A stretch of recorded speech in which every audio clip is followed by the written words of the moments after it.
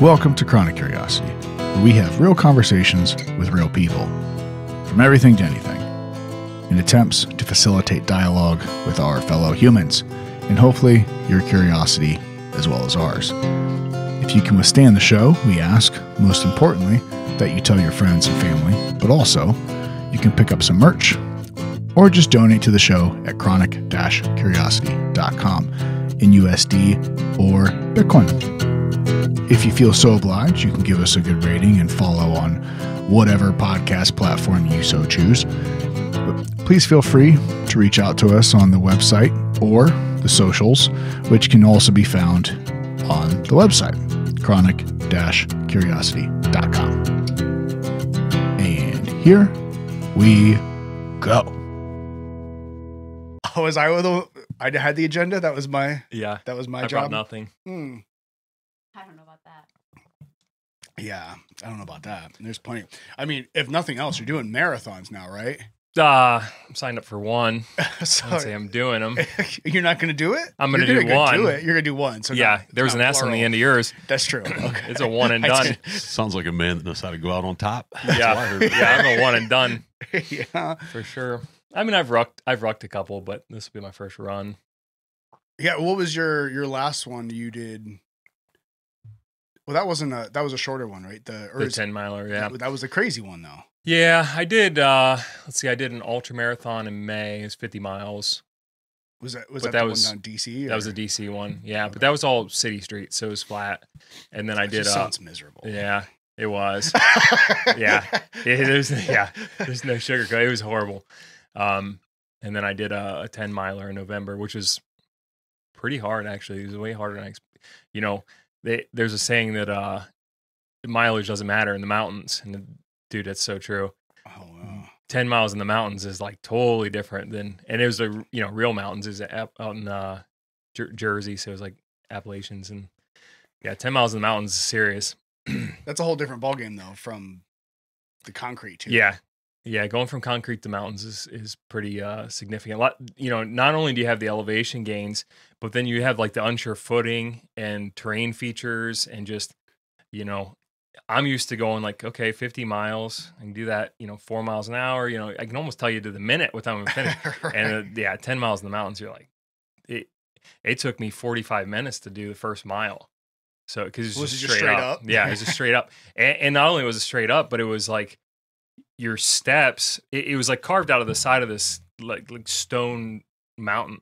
So the first step might be 12 inches. The next might be a 3-foot ledge. So you're like scurrying up the side of this mountain and with a pack on your back. So there's no momentum gained. And so, yeah, it took me, I think it was 1,200 foot climb in the first mile, and it took me 45 minutes.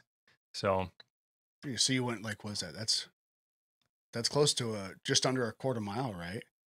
So you went almost a quarter mile up, and then vertical climb for the first. And it hit me harder than I expected, because I just done Chad like 2 weeks before that. So I did the math. I'm like, okay, I did the 1,000 box steps, okay. And I had 30 pounds. I'm like, okay, so I did them at whatever the end is 20-inch box. So I'm like looking at elevation gain time. So I'm like, oh, it's only like 900 steps.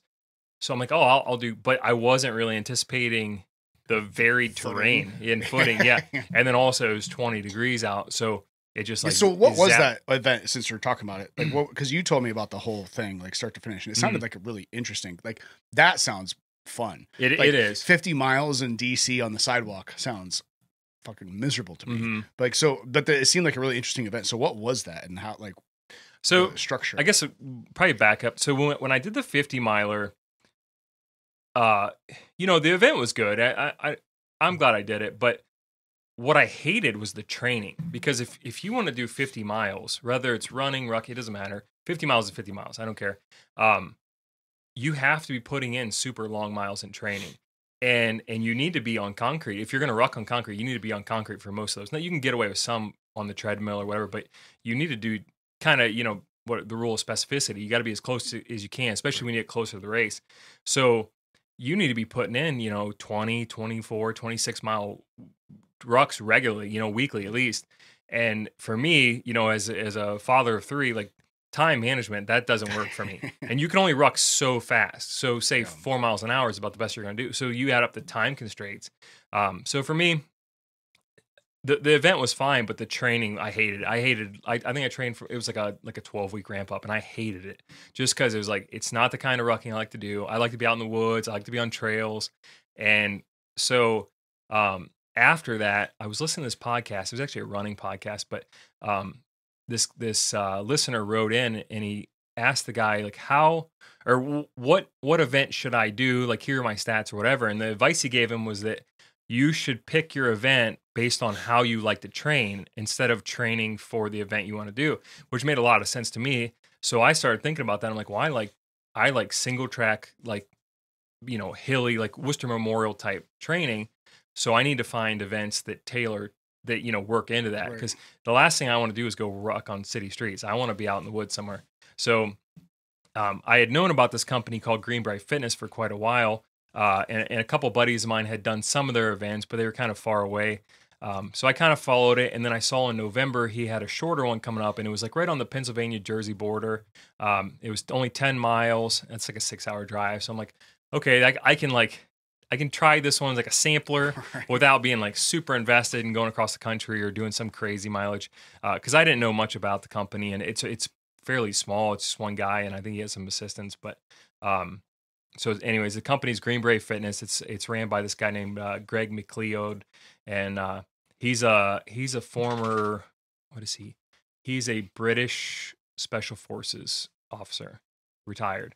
And so anyways, he just goes all around the country doing these events, and they're all in the mountains. They're all in like these beautiful scenic locations. Like, so, oh yeah, you got some of the stuff up there. So like, keep scrolling down. I'll show you a good one. Like Black Bear, that's in California. Thousand Oaks, California. Where's that? Thousand Oaks? Yeah. So like they're all pretty much in national forests or like historic. So you see the background. So everything he does looks like that. That's pretty awesome. Yeah. It just gorgeous scenery, tons of tough terrain, way out in the middle of nowhere. All I can think is, I'd be enjoying this view a lot more if I wasn't fucking doing this right now. Yeah, that's all I can think about. Yeah, that's my one critique too. Yeah. So that one in Jersey, it was on the Appalachian Trail actually. So we actually tied into the App Trail. So it was kind of cool. I've never been on the App Trail, and I always wanted to. So anyways, I feel like I've walked over it. But yeah. So I signed up for it.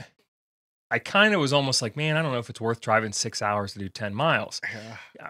I really didn't have any respect for it for a while. And then I downloaded an app that let me see the terrain features and stuff. And towards the end, I was like, oh, wow, I probably should have trained for this. And, you know, but I was coming into it with pretty decent fitness. And it's like, oh, this would be a good test. So me and two buddies, we drove out there. Of course, I'm a cheap bastard, so I didn't want to pay for a hotel. So I worked Friday. And it was a pretty light day or anything, but I worked Friday. I was like, I'm going to sleep. I'll go to bed at like 8. I'll get back up at like 11 p.m. We'll leave at midnight. We'll be there by 6 in the morning. Race starts at 8. Sounds like a good plan. So, of course, I couldn't sleep because I'm so excited, you know, and I'm all nervous and whatever. So, anyways, we drive all night. We get there. It was supposed to be like 35 degrees, which is kind of nice weather to be rucking, but it was like 20. And it was so cold. And so the race starts again. You know, it's a vertical climb pretty much from the very beginning. The weight was nice though, because you're only carrying, I think it was 20 pounds plus water. So they did have like a rucking type thing where they had to, like, you had a certain amount of weight you had to carry, or is it just okay? Yeah, and his style's a little bit different than the Go Ruck stuff because you know, Go Ruck is like you need a 20-pound plate plus all these other things, and your pack is what your weighs. His is you have to have a 20-pound pack. These are things you need in it, but you don't necessarily need a weight plate to make the weight. The rest is okay. So I still wound up using a plate. I did kind of screw myself because I didn't have a small enough plate to match, so I wound up going in like, I think I was like 10 pounds heavy, which that's at the top of that, yeah. For like a Go Ruck event, who cares? But you know, when I got to the top of that mile, I'm like, I was just ready to throw stuff out. Yeah. But his style is super relaxed too. You know, you did that one Go Ruck event. It's like a bag check. Everybody's like in formation. You're going line by line like little kids. Yeah. his was everybody have everything you need, and now you are in the mountains, and it's 20 degrees out, and there's like nothing around to help you. So he's like, if you don't like and you die, like it's on you, because like all your required items are you like signed the waiver. Yeah, like a emergency blanket and like a whistle and just stuff you may need if you're stranded. If a storm rolls in. Or... Yeah. So he's like, yeah, if you die, you know, I told you, basically. And he's like, I'm not even going to bother checking your weight. Like, if you finish on time, then I'll worry about it. So there's a time limit. So I was going to say that's the goal, is to finish in a certain amount of time. Yeah. So there's 2 times with every event. This is the minimum time that basically when Greg leaves, because he's tired of waiting for you. So that's like the bare minimum, but you get nothing for that other than saying you finished. Right. And then there's the dog tag time, which, you know, everybody, you either get a whatever his thing's a patch, whatever. His is a dog tag, so it's actually pretty nice. At first, I was like, man, at first I was like, I want a patch, but that's actually, I got one. It's pretty nice. It's engraved, has your name on it and stuff. So I mean, it takes a decent amount of work to get one. So they wait. So they send it to you like in the mail. Mm-hmm. Okay, I was gonna say like they wait to make sure you finish, and then that's cool. It has your name on it. That's kind of cool. Just dangle it in front of you. And right. So that close. time is pretty aggressive though to meet the time standard. So what's nice about that is there's basically 2 events goes on. There's the race, which is like, you know, say the top 5-10 people are actually care about finishing on the time, and they're probably they're racing for like a place, first, second, third, whatever.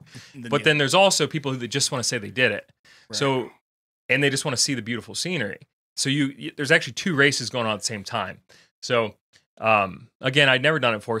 But I did do some recon before it started, and I saw this guy John. He had done quite a few. I think he did like 5 or 6 of them over the last 2 years, and he'd won like 3 of them. Ooh. So I thought, okay, that's a guy to keep an eye on. Yeah. Like, I'm going to follow his lead because he's experiencing this, and, you know, I wasn't sure what to expect. So, you know. How many were there doing this event that you did? There might have been like 20 people. Okay. 18, 20, something like that. Is that the same amount that usually do like the Go Rucks you guys did, or is that a little less? It all depends. You know, I would say, I think the Go Ruck for like the challenge events, which is like what we did, they usually want like 30, 35 people. I've done those as many as like 74 people. But that's kind of a different, it sounds like it's a whole lot different event too. Because like a Go Ruck is like, it's a team event where it's, and this we got to do this entirely as one unit. Yeah, it's all you. Yeah. Okay. Which I like. Yeah. And there's no smoke sessions. There's no... None of the bullshit. There's no fuckery. It's you. Point A to point B. The mileage, the map. So is that all there? Like most of the Green Beret events? He offers a couple that are PT based, like that one. It's actually in Canton called Operation Endure next month, and it's 24 hours of just PT in a gym. That sounds it's like terrible. It's a workout every hour on the hour, but again, it's still big boy standards of here's the workout. You have 60 minutes. Finish it, don't finish it, whatever. This is what the standard is. He doesn't do any yelling. There's none of that. Like, it's all big boy. You either do it or you don't. And I don't know. I enjoy it. But anyways, the race starts. John takes off like a bat out of hell. Chase is right with me. We're climbing this hill. And immediately, my legs are like wobbly. Just immediately. It actually caught me off guard. Just, I don't know if it was the nerves. The nerves. I did overconsume some caffeine before the event just because it was an all night, drive. And so I went into a little over caffeinated, the nerves, and then that cold air just smoked my lungs. I'm like wobbly going up this thing, and and they're passing me, and so I'm keeping up with them, but I can feel that I'm not myself. Like and I'm in my head, I'm trying to. So we finally make it to the top. I catch up to them, and they're probably like 20 yards ahead of me. And I knew I'd studied the course really well, so I knew after that first climb there was about 4 miles of flat. And so I thought that's my time to make up time because the rest is all downhill, which was like 5 miles or something like that. But you don't know what downhill is, how steep is it? You may be slower than going up. So I thought that 4 mile flat is where I'm going to make my time. So we all basically break out and do like a jog. And they had the same idea apparently. Yeah. So it takes me about 2 miles to catch them. By the 3rd mile, I pull ahead of them, and then that last mile, I'm leading them by 100 yards, and I'm gaining, and I'm feeling good. I'm like, oh yeah, now I just got to make it to the downhill and just keep my lead. I'm thinking I won, right? We turn on this downhill, and it is almost unwalkable. Like it had snowed the night before about maybe an inch, half an inch, something like that. And there was like fresh leaves on the ground because this is like Thanksgiving time. So there's leaves on the ground with snow on top. And then you have these like scree and boulder fields underneath that. And so it's all like rounded over rock. And so you're trying to walk, and I'm in trail It's like runners. a broken ankle or a tailbone. One of the two is happening. Yeah, I'm in trail runners, and John and Chase were both in like high tops. And so they had a little advantage on me in that regard. But so I'm taking my time going down, and I don't do well going downhill running either, just because that force on that, what is it, eccentric force on your knees is harsh. I just see John bomb by me. He's doing 20-foot jumps. He's just going just for it. He's bombing. Sounds like just he's practiced. Yeah, just bombing past me. And I mean, he's like literally jumping off these rock ledges and just like bombing them. And I was like, nah, I'm not that excited about first place to do that. Like, I know what that feels like in 10 years. You know what I mean? So he passed me. Me and Chase stayed together. We got down to like the very last, say, 2 miles, and it was crazy. They both taken in front of me, and I lost sight of them. And so I'm like, okay, let's just hold third place at this point. But then randomly they would just pop up beside me. Like they would, the course was so kind of cattywampus going through these, like, it was like a drainage ravine with some rivers and stuff that kind of went through it. And there's so many trails kind of coming and going that I would think they would be ahead of me, and I would actually be ahead of them. And then they just pop out of this like side trail. And so it was killing me emotionally because every time I thought like, now I can't just worry about third place. I know, every time I thought I was just getting crushed, they just show up beside me, and I'm like, oh shit, now I gotta try. So we raced. They did both beat me by not a couple minutes or something like that. Geez. But yeah, it was a hell of a race, and the three of us were the only ones that finished underneath the time hack on that one. So what was the time on that one? It was 2 hours and 45 minutes, and I think I finished it like 8 or 9 minutes under the cutoff. So luckily, I mean, it sucked that John beat me, but if he wouldn't have been there to kind of set that pace, I don't think any of us would have finished because we didn't know. Yeah, I mean still what that's what, around 3 miles an hour. Yeah, something like that. A little slower than 3 miles an hour for that kind of terrain. Seems slow, seems slow, but not when you're climbing a quarter mile up in the first mile. Yeah, and I had ran some like timetables before of like, okay, if I make it to the top in 15 minutes, 30 minutes, 45 minutes, these are the paces I need to maintain. But you really don't know what's ahead of you. Even if it's downhill, it doesn't mean it's easy. Yeah. So I struggle more with the downhill than I did with anything else. So when I finished the next day, my ankles were purple on both sides, both ankles purple. I mean, like softball size purple. So I don't think I sprained them, but I definitely strained them for sure. So yeah, sounds like you did something to him. So how are John's if he's doing these 20-foot drops? I don't know. He was in boots though, so I'm sure that helped with the ankles. And if he's done it before, so I asked him, might have when we finished, I said, "Hey, do you have a technique for that?" And he was like, "No, I just do it." I'm like, I just do it. Okay. How old was he? My age. I think he's a couple months older than me, or maybe a year or something like that. But yeah, because if you land wrong, all it takes is one slight little, and then your legs bending the other way. Yeah. So how did you know what the trail was? Like, did you have to follow your own map? Yeah. Yeah. So that's what another key feature is. So not only are you're on your own. It's an individual event. Now you can do it with your friend, but your time is your time. But you're responsible for all the navigation.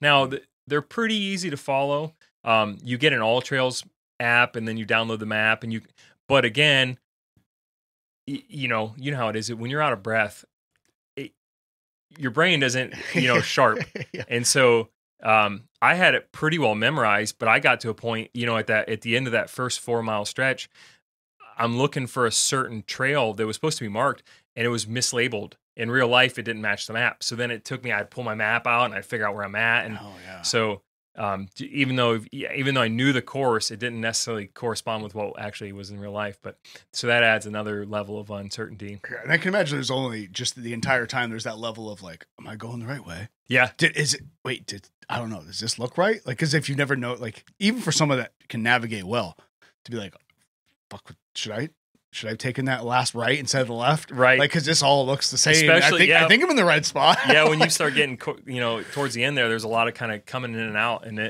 you can get turned around pretty easy. So there's no, they don't do any type of like surveillance of people and make sure that people are like making it like, how do they do that? Like, it's just all right. So, Or is there funny, like, so there was a guy who all three of us finished within 5 minutes of each other.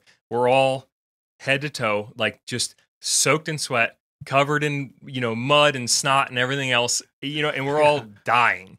We finished the race. Some dude had showed up like an hour before us, clean as can be, and was like, yeah, I'm done. And Greg was like, can I see your tracking? Because, like on the ultras, it's tracking where you're going. And he was like, oh, my phone died. And he's like, oh, how'd you get here? And he's like, explain. So here he went up the hill and then just turned and came straight back down. So Greg was like, yeah, no, it's not going to. So, yeah, you have to have tracking. But, yeah. Yeah, he like shows up. Why would he even do that? Just, man, people quit for a lot of reasons. You know what I mean? So he was like, was he trying to say that he like completed the thing, or he was just kind of like he was like, trying not to say that he bitched out? Yeah. It's not so much that he said he was done. He was so much as like he just didn't say he didn't finish it. Yeah. So yeah, no one ever quits. Everyone gets injured or or something like that. There's no quitters. It's all injuries. Yeah, but some of those people, even doing like the rucking event with you, it was like you realize real quickly that there's people here that probably shouldn't show up. A lot of people. And it's like they just didn't realize it until like about half an hour in. And you're like, oh, I feel really bad for you. Like, I don't want to be doing these things right now either, specifically because it sucks kind of, but you shouldn't be here. Yeah. On the Go Ruck basics or the lights, it's not bad because it's only 6 hours. So you can, about 12-hour event with some people that should have trained harder. Yeah. You want to kill them. That's why I like the Green Beret stuff. Because you can leave them behind. Yeah. Sorry, motherfucker. Yeah. Because I knew, dude, when we got to the top of that hill, I looked back, there's nobody. I mean, there's no one behind us. I said, this is a race of 3. Everybody else is sightseeing. They're taking pictures. That's my actually one critique of the race was that it was beautiful. And I didn't get to see any of it. In fact, when I got to the top of that hill, I saw when I was looking at the all trail stuff that there's like people that took a bunch of pictures there, real scenic, it's overlooking the Delaware Gap, and just gorgeous scenic. Dude, my tunnel vision, where I was losing vision from being so out of breath, I couldn't see 10 feet in front of me. And then on the way down, I could hear waterfalls, and all these people were taking pictures. I could see 8-10 feet. So I missed. So I said, in the future, I'd like to get there a day early, leave my pack, and just do like scouting. Take my pictures, see the course, make sure I know where the turns are, and then I'll run the race. A little warm up to the race too, Yeah, kind of see where the gotchas are because I didn't see shit. But how many people there were just like sightseeing? Like, were you just like running past people that are like, what the fuck's this guy doing? Yeah, well, because there was people like on. They're like, is something on fire? We didn't hit the Appalachian Trail until the last mile or so because, it turns into it. And, there's like all these Boy Scout kids and stuff, and they're all just like looking at us like we're insane, but it's fine. There's not a volcano erupting. Yeah. He does some awesome events though. And like I said, they're all over the country. He's got some stuff coming up down in North Carolina in like just outside of Asheville. So it's like, just south of like Gatlinburg. Yeah. He's got some stuff out. It's beautiful country down there. What I don't know if I'll be able to get to it this year or not, but he does one like you're in the shadow of Mount Rushmore doing a race. So, I mean, it's just everywhere he does is beautiful. Of course, like that also comes with, it's hard to get to those places because they are remote. And so like Rushmore, airfare, even it's like in, I think it's October, November, it's like $600 already for airfare. So it's like, by the time, that's $1,000 race, when you're, by the time you do that and, whatever. To not even see the sights? Yeah. So, and driving there, I think it's a 19-hour drive, so you're not going to drive. No. So, I mean, I wouldn't put it past you. The North Carolina stuff's pretty nice because he does, he'll do like a race on Saturday. So when I was looking at it in June, there's a race on Saturday that's like 20 miles, and then there's a race on Sunday that's 10 miles. So if you go down Friday night, you could do 2 races and still be home by Sunday at dinner time.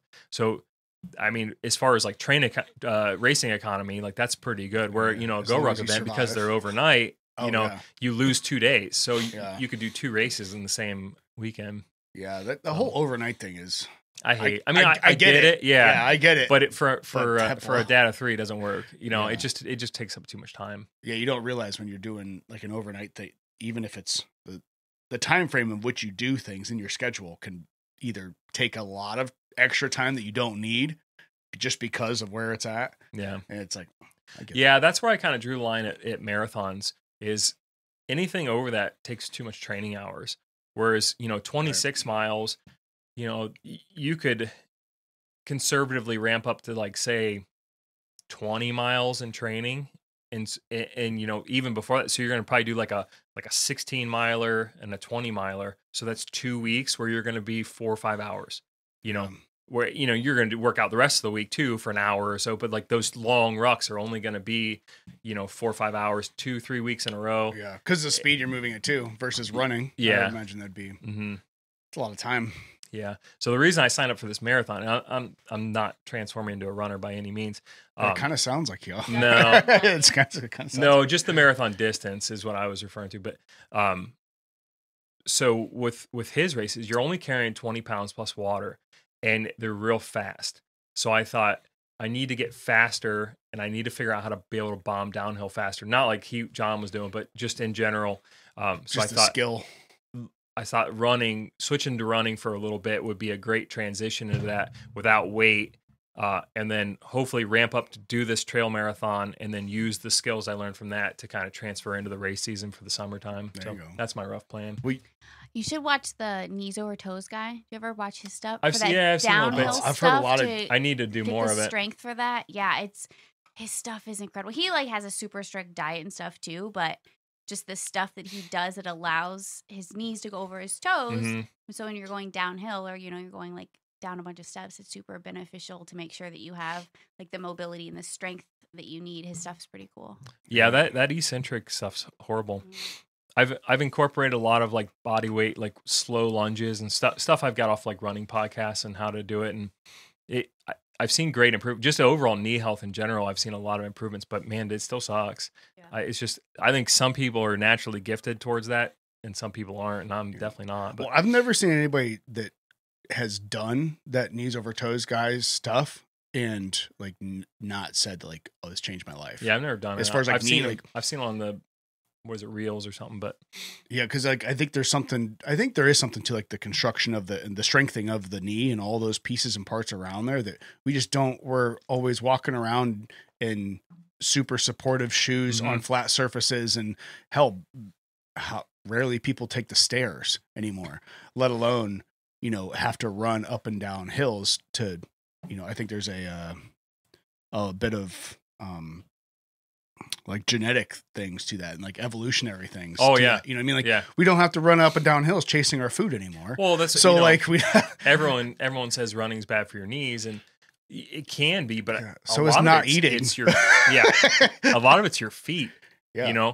You like you said, you wear these super supportive shoes, and your arches don't do their job. Your ankles don't do their job, and so all that gets transferred somewhere. Yeah, and if anybody's ever had any type of orthopedic like legit orthopedic issues, like then you know what that means, because that means your hips, your back, like all of that stuff is just out of alignment. Well, you usually, especially like overuse injuries, if you have like say a hip injury or a knee injury, it's usually you got to go one joint down from that to find the culprit. It's never usually the knee that's the problem. It's like the ankle or the foot or something like that. So yeah, I spent a lot of time this year working on like calves, ankles, feet. I do a lot of barefoot work, a lot of calf work. It's paying off, I think. We'll see. Yeah, I don't know how it couldn't. I mean, it just makes sense. Just for in life too. I mean, a lot of benefit. Yeah, as you get older, you don't have to worry about like falling and breaking a hip because you have the ability and strength in all your joints that you've continued throughout your life. I think it's that. Tony, are you still running every morning?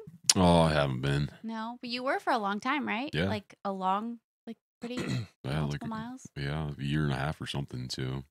D invited me, and I was like, "No, I'm kidding me." Oh, for marathon? Yeah, the marathon. I invite a lot of people. I haven't been running. I said maybe if I was running, I was like, but it's been 2 months off. So, dude, I hadn't ran. It'd been a long time. I don't know. I signed up for it before I ran. Well, I feel like that's probably status quo for you. Like you just have to do it. That's like, all right, well now I have to do it. Yeah. So I have to perform, figure out how it works. Yeah, he invited me and I was like, yeah, no, absolutely It's not bad. I mean, yeah. Well, I still think I'm carrying a little too much weight to be to just start running without like really easing myself into it, because that shit hurts. But I don't know if I've ever ran like a 5K. I think the most I had ever ran was like 5 or 6 miles. Not even 6. 4 or 5, I would say.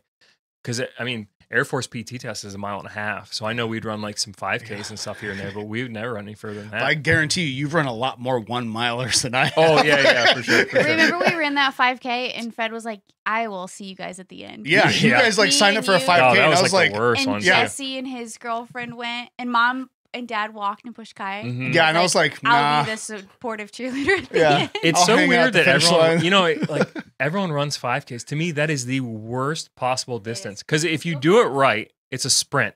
Yeah. It's a 3-mile sprint, and you're entirely like in the anabolic stage the whole time. It's so painful. You get over. It's so painful. I would much rather just do a nice leisurely jog for a mile or for a half marathon or something like that. I think I could probably run a mile. I think I could do that. I could push myself through a mile, but man, I don't want to do it anymore. So I started, and I would recommend this. I would never recommend somebody running to get in shape, but if you did want to run, I recommend running for time. I found that to be the most beneficial, because when you run so you're a new runner, you're going to go, I'm going to run 3 miles today. You're going to try it mentally. You're going to try to get it done as fast as you can, and you're going to run too fast. Oh yeah. But if you say, I'm going to run for 15 minutes or 30 minutes, you're stuck there for 30 minutes. So you're actually going to run slower, which is good. You want to run slower. Especially so I'm trying to run a marathon. There's no benefit in me of banging out 6-minute miles, because I can't run that for a marathon. Right. So I need to, especially a trail marathon at Mohican, I'm going to probably be 13-minute miles or something like that, depending on which course they pick. So there's zero benefit me in flying through the course. So I do everything based on time.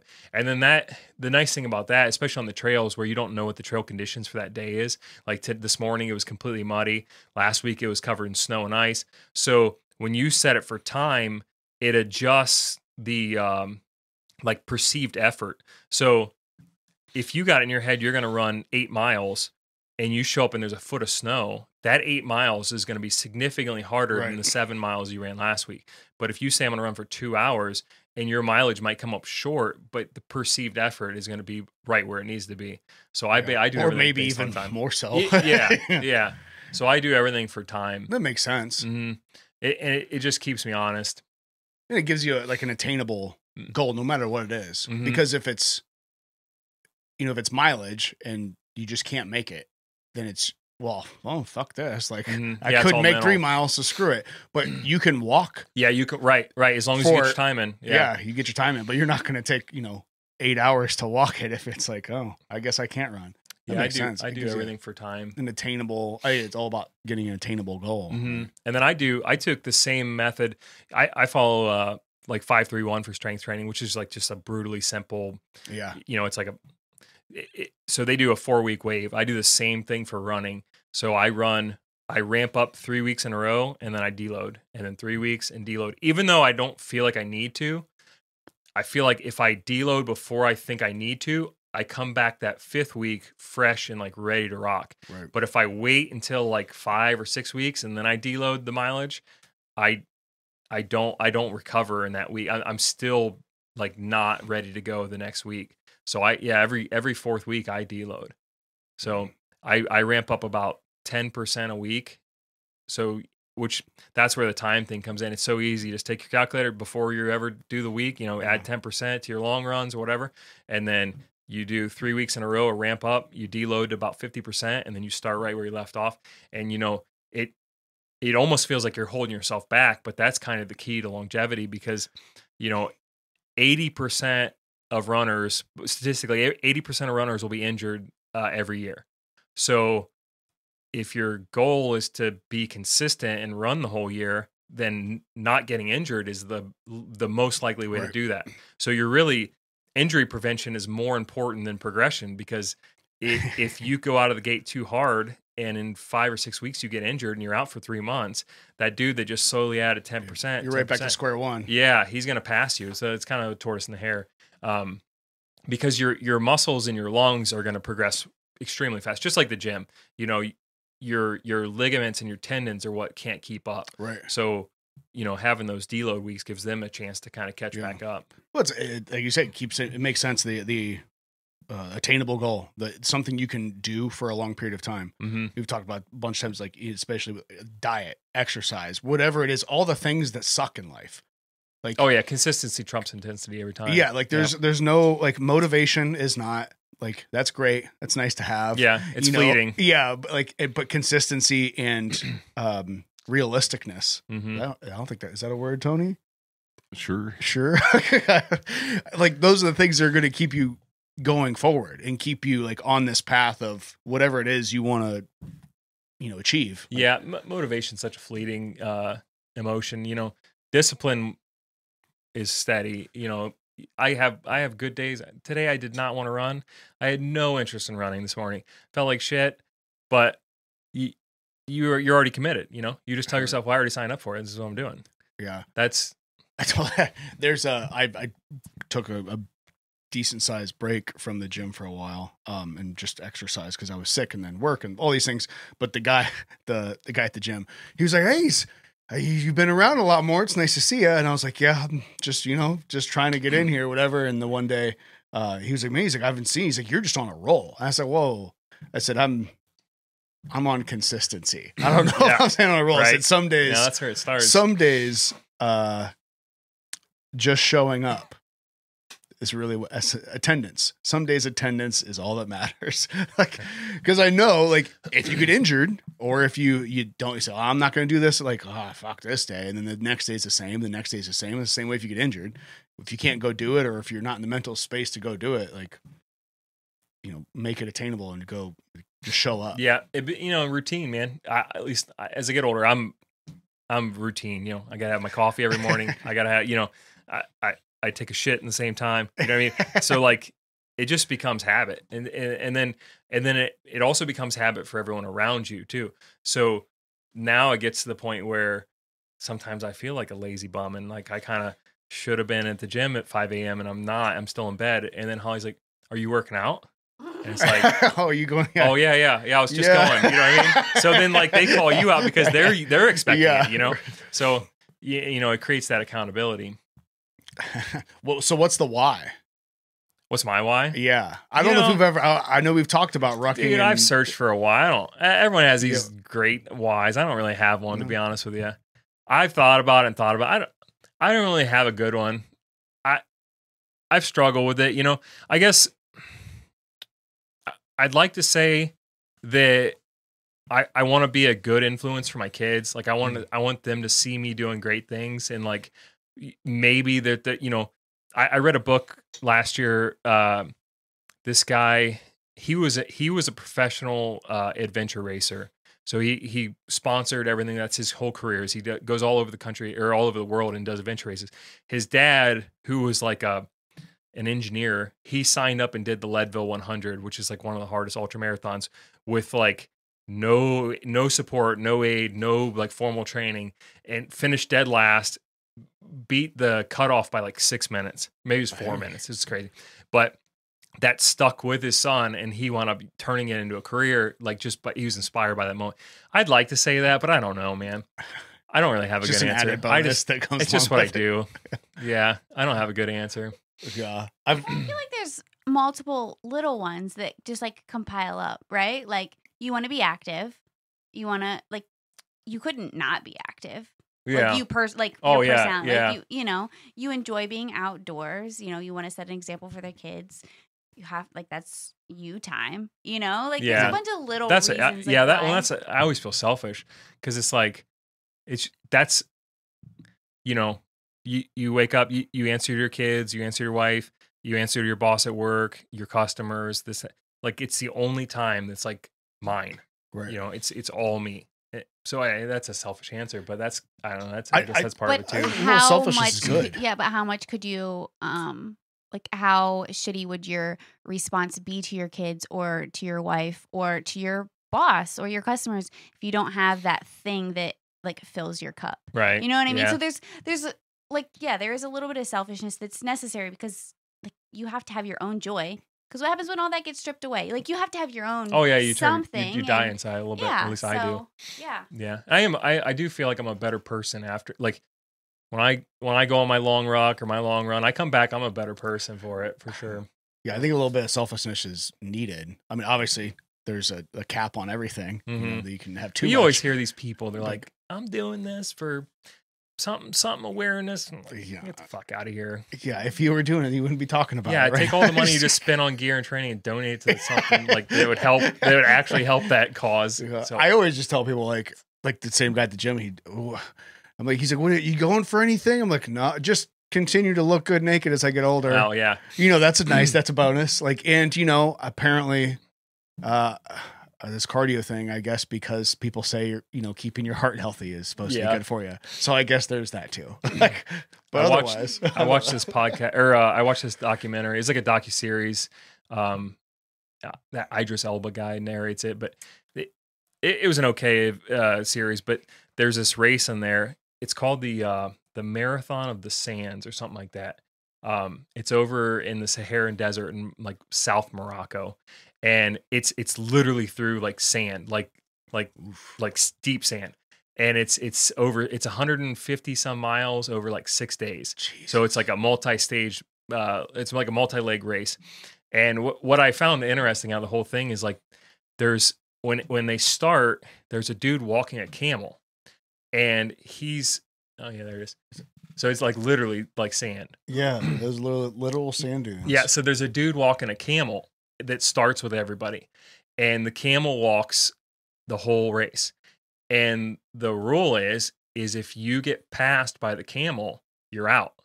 So, which it's not moving fast. No, but that camel's it's not going to consistent. stop. It never stops. It never stops. And these people are sleeping and stuff, or they fall behind, or they whatever reason, so that they're trying to work out an injury, and that camel just and I thought it was a great analogy to like Father Time. So like old age is coming for you, and that's that camel, and he's just steady and steady. So like the faster you run and the harder you train, the more he's gonna catch you at some point. But the further distance you can create from Father Time, That's pretty cool. Hell of a race. I'd never do it, but it looks cool. That sounds terrible. I wonder what the type of equipment and stuff you'd have to make that. Because obviously you can just see they're just like loaded down. It has to be just all water. Just water and food. That's well, and that's what I was always like, yeah, you shouldn't run with a ruck. Ruck running's supposed to be bad for your knees and all that stuff.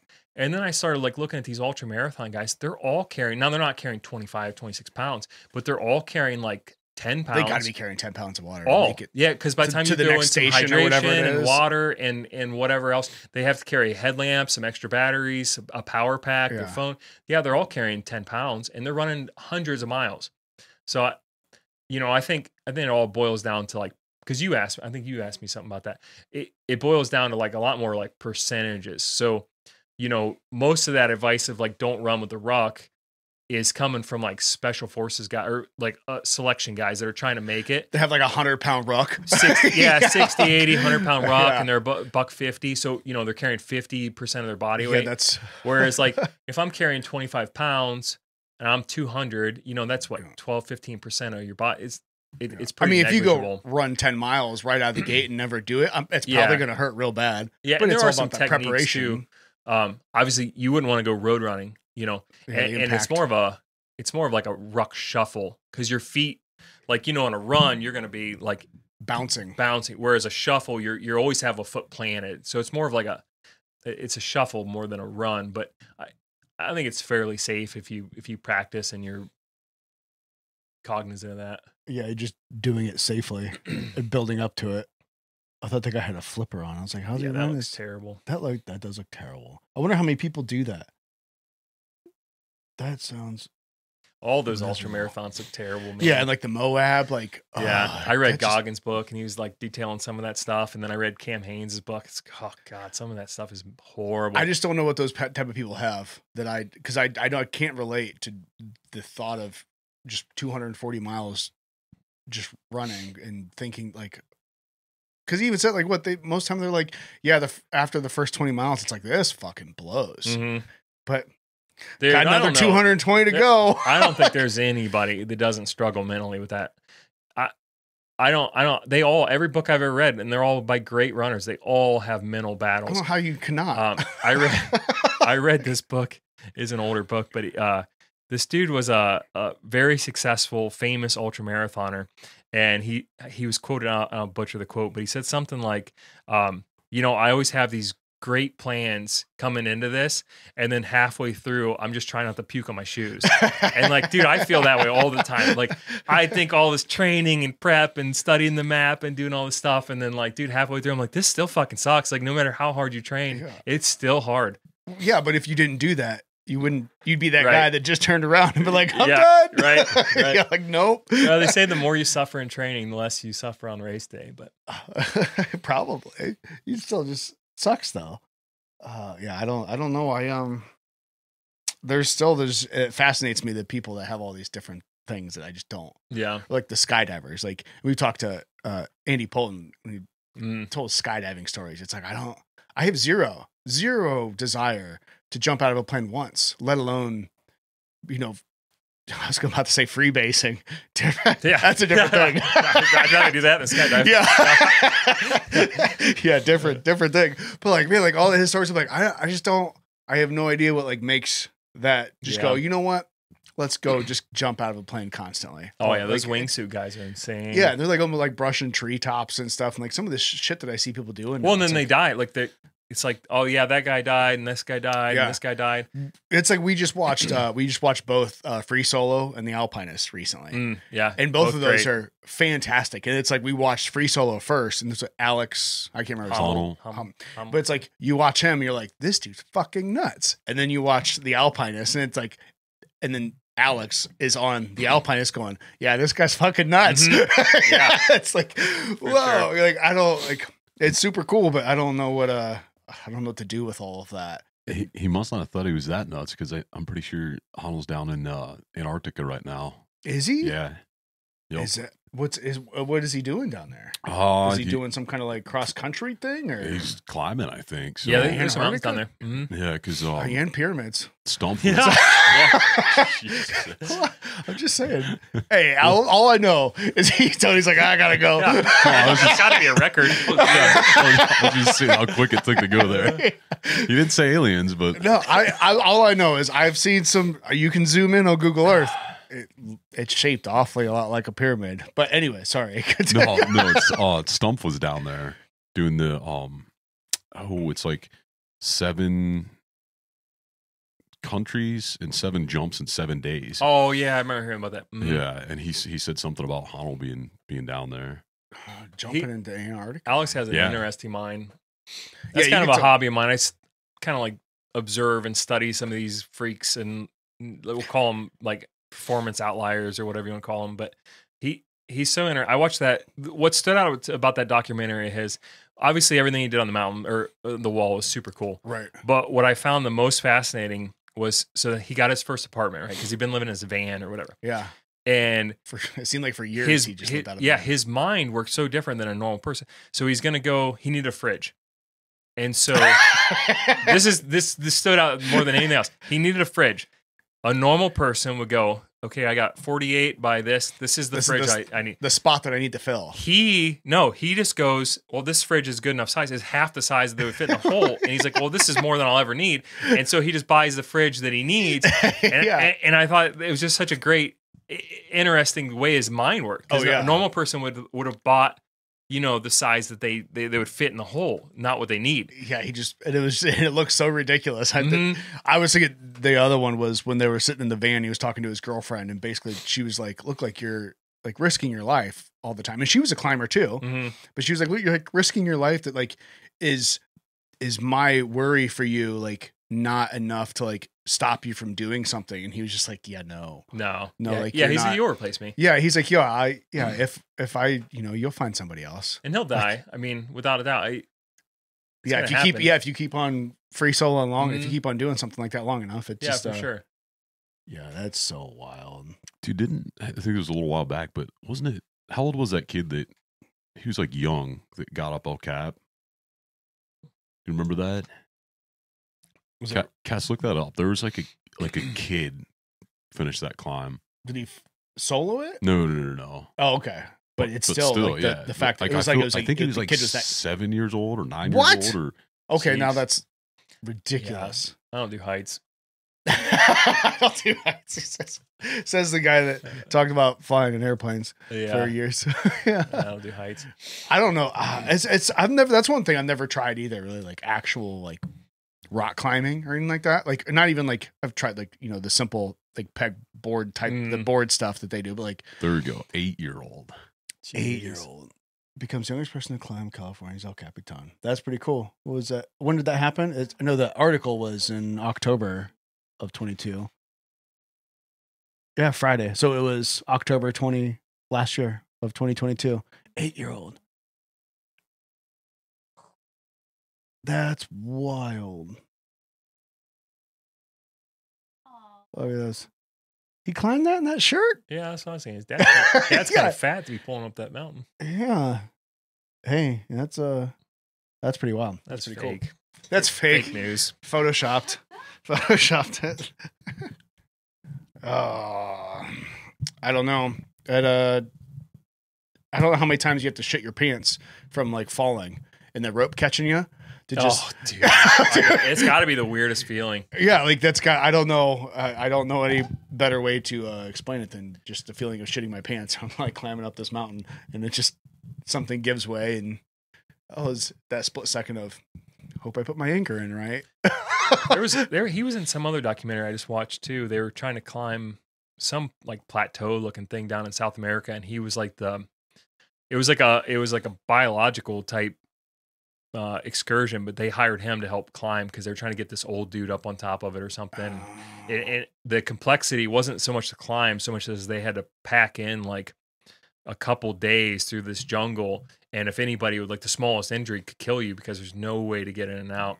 It was pretty interesting, but yeah, he's a freak. So they were climbing up to like gather some type of plant life. Yeah, or some like kind frogs and stuff like that had never been documented before. That's pretty cool. Yeah, it was pretty interesting. I've seen some of that stuff. I just saw something. What was it? I think it was in South America.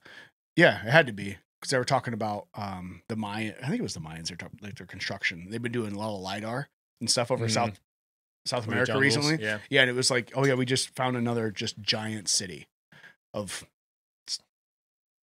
forest is just taken over, but somebody used to live here like tens of thousands of people with like aqueducts and stuff. So it's like, there's quite an advanced civilization down there. Yeah. I still want to go see some of those megaliths and stuff that like Chichen Itza and stuff like that. We just saw somebody that recently that we know went there and like was taking pictures, and it was like super jealous because we went pretty cool. We didn't go to Chichen. We went to the other one. Drawing a blank off the top of my head. It's on the coast. It's not too far from there. Tulum. We went to Tulum. That was cool because that was like their. It's like literally right on the ocean. So that they thought that was like kind of like their like beach houses. It was like a summer getaway for like the elites of the Mayans. It was real cool. I love Mexico. Yeah, it's pretty cool. Pretty neat place, especially with all the. I think it's just funny to realize how much history is there that like just kind of got lost and swallowed by the jungle. So it's like all the things they found. It's like what else is out there that? Yeah, there's so much land down there. That same thing with like Africa. Like I just realized I saw a map today that had like the sizing of other countries like placed in on Africa, and you can almost fit all the other like besides like Russia and shit, but you put like United States and China and like all these, and it's like, and they're just like, they just all like fit inside Africa. It's like, fuck, like how do you even know what's out there? Like it's amazing. Is Senor Dusty still speaking Spanish? Dude, no. I mean, so I told myself I'd do it for 6 months. Yeah. So I didn't quite. I think I stopped like 5, but I was progressing. I was progressing decently, but man, it's hard. It's hard. And it came down to like what's my priorities. True. So I gave it a good run. But You're not running. Yeah, I was just about to say Stone that. in your. no. I was just about to say. You know, I can't. I tried podcasting. I need to focus when I run. I'm not a natural runner, so I can't really be distracted at all, or else I just don't do very well. So I just put like some fast paced music on that keeps my tempo up. I thought you were about to say you did it silent. I'm like, oh, Sometimes you are a serial killer. Sometimes I do. Not, I like to listen to. I usually throw like DMX on, just something that's like something super fast, you know. And then I don't know. I'm in my thoughts more than anything, but. Does barking make you Yeah, feel I was like gonna dogs say, are Dee's just behind you? Yeah, I was going to say, Going he's down going, faster. shit. I love me some old DMX, man. Rest in peace. Yeah. Yeah, I don't know how you could do something like that silent. That would be Yeah. It's super gay, but sometimes I'll throw one of those what's that? The tempo thing. Metronome. No. Metronome, yeah. Or just try else to there's keep some time. there's some channels on Spotify now where it'll set the music to a metronome because it keeps your pace. I naturally overstride, and so which causes injuries and all kinds of problems. But so I'll try to do faster pace, and it keeps me more honest with my running. And trail running is kind of hard because you actually have to pay attention to, you know, like Memorial is pretty tough to run in. So yeah, I mostly just focus on what I'm doing, but I'll just put some background music on for the most part. Yeah, I could see doing like trail running. I could see doing that silently because there's a lot there you got to focus on. Yeah, you know, there because you is. take one wrong step and you Mhm. break an ankle. Yeah. But road running would be. I get like lost. I got a toolbox full of tools in my brain. So, you know, I'll flip flop between like, so if it's a real tough section, I focus on what I'm doing, you know, whether it's navigating or like not dying, you Not know. dying. So That's a like good one. it's like what I'm doing. And then on the long, boring, like lulling sections, it's like, why am I doing this? And so I'll flip flop back. But you don't want to be thinking about the why when you should be thinking about the what. And you don't want to think about the what when you need to be. So I'll flip flop between those. And I do this thing. It's super dumb. But so when we flew, if we would say take on like small arms fire or AAA or whatever, you do a battle damage assessment. So, you know, basically say the plane gets shot up, you're flying at night, there's a wall between half the crew, so you can't see if someone's injured or the plane's injured or whatever. So, you know, we would get out of that situation. There's a whole lot of chaos going on. And then we call for a battle damage assessment. And it's basically each crew position. You're kind of going person by person. You're checking in on comms and you're doing like a systems check and making sure everything's good. So, you know, you've been on long rucks where it's like, dude, I just want this pack off my back, or like, or you just want to stop, but there's not a real reason why you want to. You just don't. Like you're in pain, but you're really not. So I'll do like a BDA assessment where I'll literally go like, okay, how are my toes? Oh, my toes are good. Still attached. No blisters. I can feel them. And you're like, I'll literally focus on my toes, or I'll focus on my feet. Oh, actually, my feet feel good. They're warm. They're dry. Like I don't have any pain. I'll go to my ankles. Okay, well, like my right ankle's tender. I got like some arthritis. Like, but it's not like a shooting pain. So then I'll literally will go step by step, and then I'll go into like hydration. How's my nutrition? Like, have I hit all my marks I need to? Like, am I behind on anything? And you'll take like 10, 15 minutes doing that. And in that time, you just covered 2 miles. And then what you realize is like when you focus on you get all the way up to your brain. yeah. And when you focus on all those little things, you realize like nothing hurts. Or maybe like you have some minor things, but it's like you're not in pain. You just want to quit. But like you've bought yourself 2 miles that you're like so focused on little things that like you didn't even notice you did it.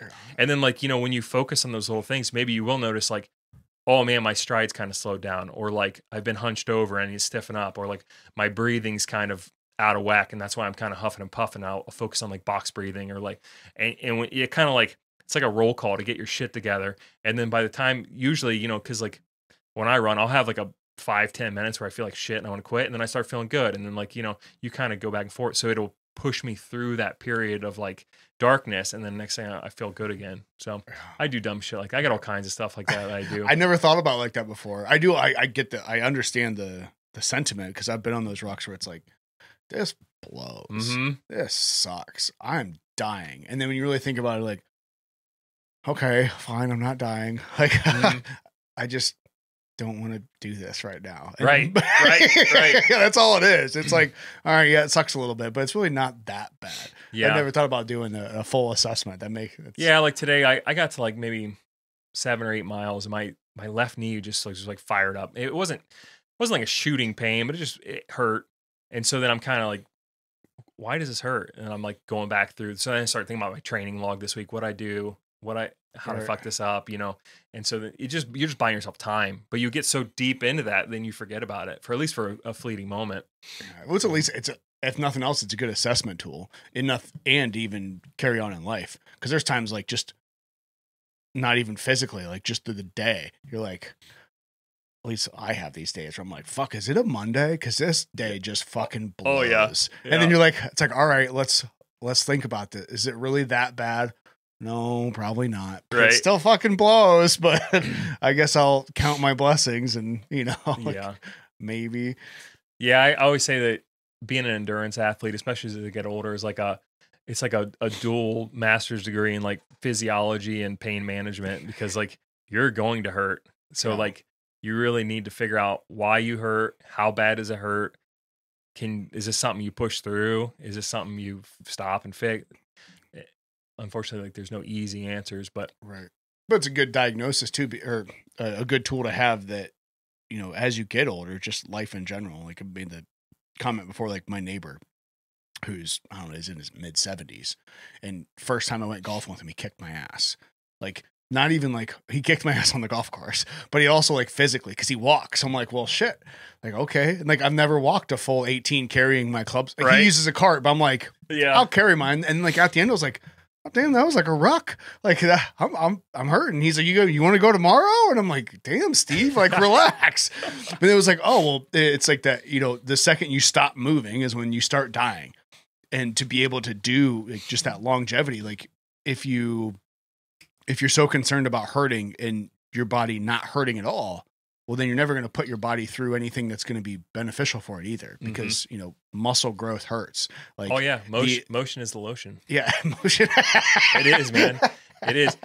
Like, so our Uncle Dave, man, he injured, I don't know how he hurt his shoulder or his elbow, or I don't know. He hurt himself years and years ago. So he carries his arm like this. And after years, it doesn't work anymore. It just is like permanently frozen like this, because your body lubricates based on use. So if you don't keep pushing that fluid through, your joints will just stop working. Yeah. And that's why these people can't get out of chairs and stuff, because they don't use their joints. They don't get out of the chairs enough. You have to.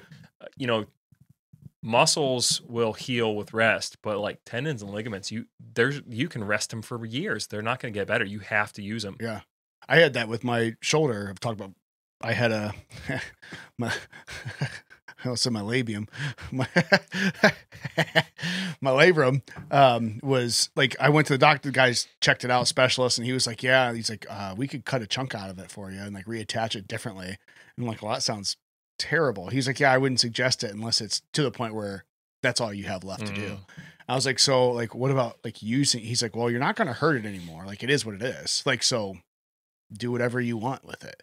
He's like, obviously like be mindful of that. But so I was like, all right, well, now that I know I'm not going to hurt myself, because I rested it for a long time and it still hurt. Yeah, it doesn't get any better. No, like the pain would, I'd forget about it occasionally. But then if I went to do something with it, it was like, well, I can't like lift. It was probably like 10 pounds, like kind of like a forward, like just from the shoulder, like you're straight armed out, like having 10 pounds in my hand, to be like, fuck, that hurts. So it was like. But how often do you hear, oh, that's painful, just stop doing that then? Yeah. Well, what the fuck? How am I supposed to like live a full life? Like you know what I mean? But yeah. the doctor's just like, oh, just, rest just that, ice it, and don't do it. But like the mobility training that I had, like it was from a personal or a physical therapist. And he's like, as soon as you're injured, you take that joint through whatever range of motion that you can have, that you can push through. Like, obviously, if there's going to be a little bit of pain, if there's inflammation, But if you have to just like cut it off on the right side a little bit, you should still take it through that full circle of motion, because you need to have all of that like fluid in there. Like if you just stop, you're going to slowly start losing all that mobility. And it's just like motion is the lotion. So, like it really is like you have to get all that synovial fluid in there moving. And if you just don't do anything until the pain goes away, well, what if the pain's not gonna go away? And Yeah, you it just won't. Also lost your mobility it'll too. decline, but then it'll flare back up all the time. Yeah, Well, that's what was nice about like when that guy told me, he's like, go ahead and use it. He's like, be cautious of it and like be aware of it. He's like, but yeah, he's like, you're not gonna hurt it anymore, so go ahead and use it. So I was like, all right. So I just started doing shoulder work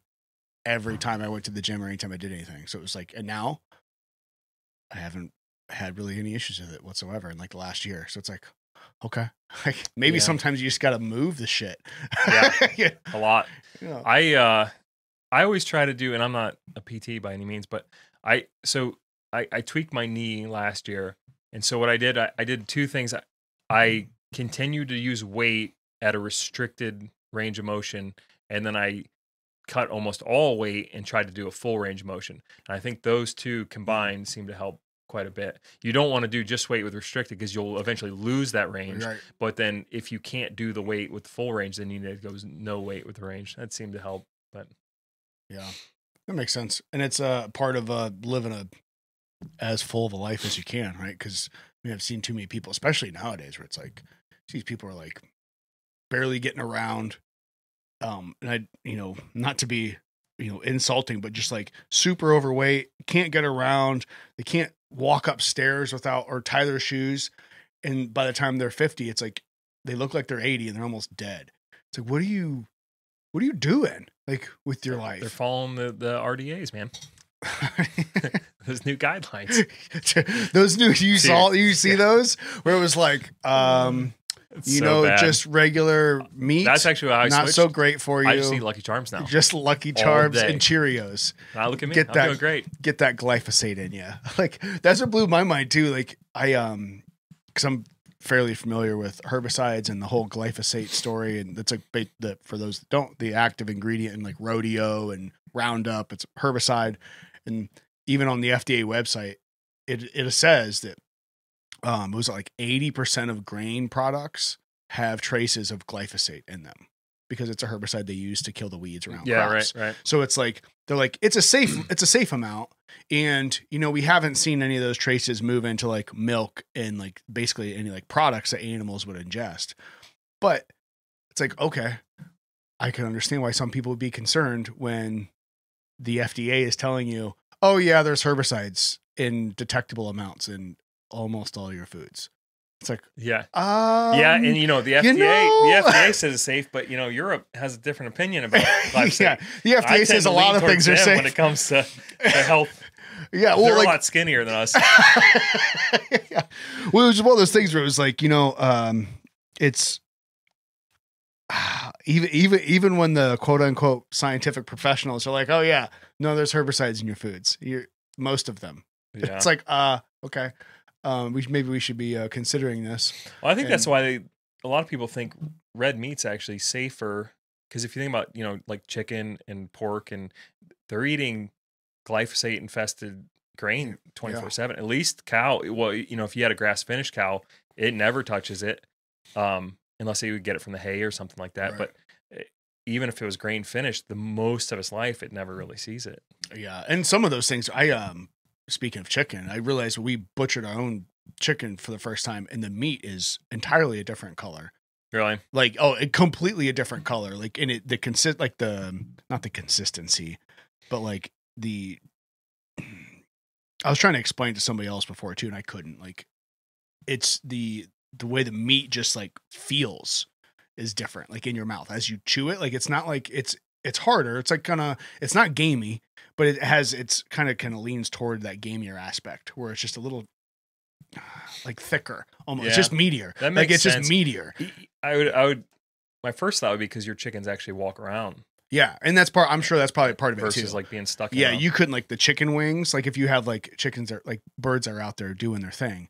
Like their muscles are developed, and you realize like, well, a lot of these chickens, I bet like when you go buy like a bag of chicken wings at a store from a restaurant, those are probably chickens that are basically like veal.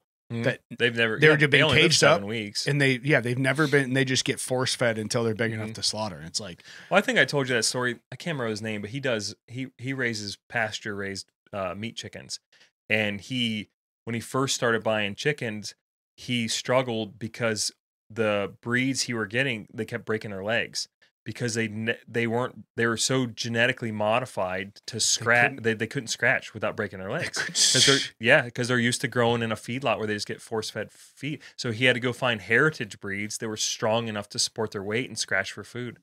So yeah, it's pretty interesting. That's wild. That's terrible to think that the own bird couldn't hold itself up to do what it was literally genetically meant to do. Industrial farming, man. Wait, are you talking about chickens or Corey Parsons?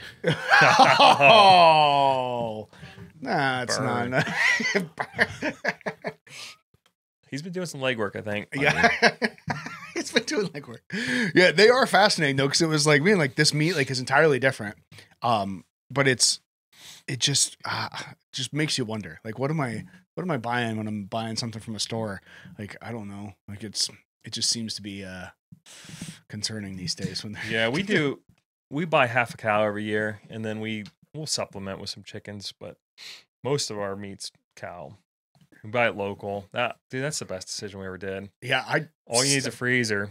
Done the same thing. I've told people that it's like, I don't know why I haven't been doing this my entire life. I know. It takes a little bit of like it takes a little bit of cash, to get set up. Upfront, yeah. Yeah, to be able to have, you have to have a big freezer, and you have to be able to like buy half of a cow at once or whatever it is. But it's like the price is so much cheaper. The meat's a bajillion times better. Oh yeah. And it's like and it's local. It's local. Not only the butcher's local, but the farmer's local. And what makes me nervous, though, man, when I get that first batch, I got like $1,200 wrapped up, and then worry about freezer shit in the bed. So yeah. I don't know. I've been looking at like I know the new freezers will text you. Or they have like some sort of app, but mine's ancient, which is another reason I get worried about. So I've been looking at like a way to some sort of alarm or something I know they make a plug-in that goes, so if you lose power, it'll like go off or something like that. So that is a concern. I walk out in the garage, I'm like, is that light? Is my freezer light on? Yeah, it's in the garage. You're not going to hear it, Yeah. Yeah, you can't keep a half a cow in your kitchen to like monitor it. It doesn't quite fit. We came out one time, I think it was slightly, the door was just like 1 degree tilted down. And for some reason, it was closed, but the seal broke. And so it cracked itself back open. So then I went out and put a board underneath it. So it's tilted a couple degrees back now. So it'll no matter what, the door will stay closed. Yeah. So that's where the chest freezers are nice, because there's no worry about. Yeah, but you have to dig through it all. But yeah, that'd be a concern, is what do I do with all this meat? The nice thing, like in the winter, I don't worry about it. Yeah. It's like, well, if the freezer, right. If I'm out of power, it'll be fine as long as it's cold for a while. But I'd have to try to eat it all. I have to try bulking. How you cooking all that meat though? That's the problem. I feel like you need a. That sounds like immediate kidney failure. Yeah. No, that's a myth. It's dude. I read, it's kind of related, but not really. I read Goggins' new book. Have you read it yet? No, I haven't. It's read good read. This stuff. I read it like a manuscript. Like the first one, I just read it for like leisure and got a little bit out of it. But this one, I was like, he's got answers. I like studying these like anomalies, and he's definitely an outlier. Oh, he's so outlier, yeah. So I read it, man, and he's talking about there's one section there. He's like, the kind of the storyline is like, he wrote his first book. He was successful. He's doing well. He's doing all his public speaking, making tens of thousands of dollars. He's got a nice house now, and he got invited to run some ultra marathon for charity, and he was hesitant to say yeah because he kind of like slacked off, and he wasn't like in that sharpened state, and he said something about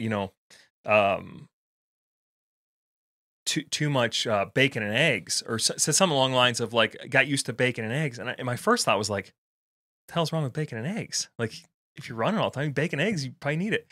And then I kind of dug more into it, and I was like, oh, he's talking about like the softness of life. Right. Like, he's got that 1,000-count Egyptians, he's waking up to bacon and eggs and coffee in the morning, and he don't want to go run. So dude, I took that to heart, man. I started this new thing. Like, you got to earn that breakfast. So that's why I switched to training in the morning. It's so And, miserable. No, it's great, dude. It's great. So I do all my training in the morning. Well, my rule is you don't eat till you train. So I don't know how you do that. He has Esme out there doing some leg lifts, oh yeah, yeah. You don't eat till you running train. an obstacle until Yeah, that's my before she bacon and gets her eggs. Is you pancake. got to earn that bacon and eggs. So I do all my stuff fasted, dude. And you don't train today, you don't eat. I'd have to work on into that because I'm not. I wake up in the morning, I feel like I'm gonna vomit because I'm hungry. Yeah, because you eat a lot of carbs, though. Maybe that's what it is. Wow. I don't eat a ton of carbs, but I eat a ton of meat. Like and probably the lifting doesn't help because I don't know. Yeah. but- So strength training sucks in the morning, but I only do that 2 days a week. But cardio fasted days, I think, benefit. It's preferred for me. I'd rather run. I just like I'm gonna fasted. vomit when after. I have to have something. Like I have to do. I've actually started, and maybe I just realized it the other day. I was like, I think this is just a part of getting old. It's like, well, now I gotta go to the gym. Now I just gotta go to the gym in the morning because I'm too old now and I got responsibilities, so I gotta go and do it and get it done in the morning. It's a lot of psychological for me. If training is important, it should come first. Obviously, your wife and kids are first, but then like after that, like what's more important? So like, do you remember Dustin Bowe? Oh yeah, El Debo. El Debo, yeah. So El Debo. he's a morning person. Like he'd get up at 4 a.m. for no reason. He'd just sit there for a couple hours. And I was always like, dude, why do you like the morning so much? And he always said, because no one's had a chance to fuck my day up yet. and it's time. I wasn't a morning person by any means, but it makes a lot of sense now because you got this plan. I'm gonna get off of work and I'm gonna go to the gym and I'm gonna set a bench PR or whatever you're gonna do. And then like all of a sudden like, oh, the school calls, your kid's sick, or yeah, so and so needs this picked up, or you got to do this. And now 3 becomes 4, becomes 5. Now you're like, I'll just run in real quick and get this done because I got to get dinner going for the kids. And oh, she's got a project that she forgot to tell you about. And so like you just see this creep, and all of a sudden, I guess I won't do it today. So now whereas first thing in the morning, and if you miss it, it's your fault. Yeah, maybe that's what it was because that's what I finally started frequently going in the mornings. Like there's been like little spurts, here and there where I'm like, all right, I'll go lift at 6 a.m. But that blows. I'm like, so I'm gonna do all the things I can to not do that. Yeah. And then it turns into just not doing it at all. So now it's like, all right, I can always get up at 5, 6 a.m. Like I can do that. I have the ability, like, depending on what time I get up, depends on how much time I have to work out before work. But then it's like, you realize, like you said, it's like, well, that's the time that no one's fucking up your day. Mm-hmm. You at 5 Everyone's a.m. asleep. Yeah, at 5 a.m. They haven't woke up to fuck your day up. Yeah, so it's like it makes sense. I just tell myself. doing it. I mean, obviously the nighttime prep is important. Get to bed on time. Yeah, I put out coffee before I go to bed. Like I get it all set, ready. I got my clothes laid out. Wait, you drink coffee before you work out? Yeah. See, so fasted coffee workout. Mm-hmm. See, I go. There's no way. Black coffee's not gonna fuck Yeah, No. just black coffee, just like a cup or two. When I'm already starving and feel like I'm gonna throw up because Well, I'm hungry, I couldn't do it. Are you familiar with the term? It's called metabolic flexibility. No, I'm not familiar with the term, but I can. So Seems to make sense. I think this is a problem with people's nutrition as a whole these days. But your body has 2 fuel systems: fat and carbohydrates. Right. So when you get used to eating carbs with every single meal, your body leans to that, and after a certain amount of time, that other system kind of gets neglected, and you become way less efficient at becoming a fat burner.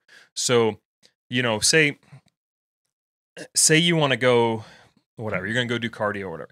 If you just ate a bowl of cereal or whatever, and you go and you jump on that treadmill and you run for 30 minutes or whatever, you're just burning that blood sugar that you just ingested. Right. You haven't touched. So if your goal is fat loss, you're never going to touch it because you're ingesting, you're burning all that blood sugar. I don't think fat loss should ever be the goal of cardio either. But No, yeah, agreed. But I need to work out. I get what you're saying. But if you're fasted, especially so if you ate body's say, pulling from the 6 tank. p.m. Yeah, you have no carb. There's no carbs to burn. So you're using that especially if you like zone 2 type cardio, like where you can have a conversation, like that pure aerobic type cardio. You're burning from that fat source, and it's a lot purer, and it's just a better system. So the more time you spend doing that, the more efficient you get at burning it. In fact, I just heard the other day this guy ran a 100-mile ultra marathon fasted, which is a hell of a feat. So all he had the whole time was electrolytes. So now, granted, it was a fairly flat course. I think it was like 4,000 foot of climb over the whole thing. But yeah, whole thing fasted. And it was a pretty quick time. That's pretty wild. So if you start doing the math on that, you're like, okay, if I stay in my zone 2 cardio, right, and my feet can hold up, like my body can hold up, like how far can I go without sugar? And it's like, well, how much body fat do you have? And the average person, even if you're lean, say you're 10% body fat, you're 200 pounds, that's 20 pounds, you burn 1,000 calories an hour or whatever you're burning. Yeah. Dude, you could literally run for days or ruck for days or whatever. Yeah. So it's a pretty powerful fuel system. You got questions? You got questions? I do. I mean, I just puzzled. No, I'm not puzzled. You hear this a lot for people that like want to be like, do keto, right? Well, you're, cut out the carbs so then you can burn the fat, But I think that there's something to that, but I also think there's something to finding the correct macros for your body so that you can also fuel with carbs and still be able to hit the fat loss that you're interested in, as long as you're moving appropriately for the macros. For people that, want to be able to, I felt great when I did keto.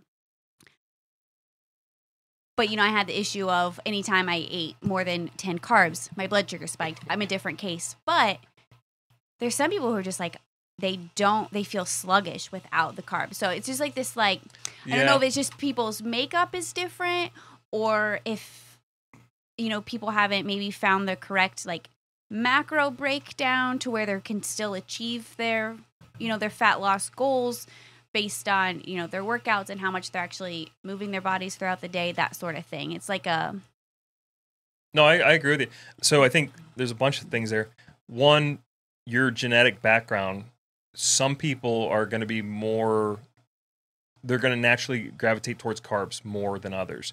I've never been a carbie. I don't really crave carbs. I don't necessarily like a lot of carbs. I feel terrible when I eat them. So I'm naturally more of a low carb person. I hate keto. Just as I don't follow any diet. Yeah. Because I wouldn't say I'm low carb so much as that I'm carb appropriate for what I'm doing. So that's the difference. Is you're eating enough carbs to get done what you want, but you're not eating them in excess. Right. And you see that a lot with the keto people. Well, you are, if you cut, say you're the average American, you're eating 300 plus grams of carbs a day. If you Jesus, cut, is that the average?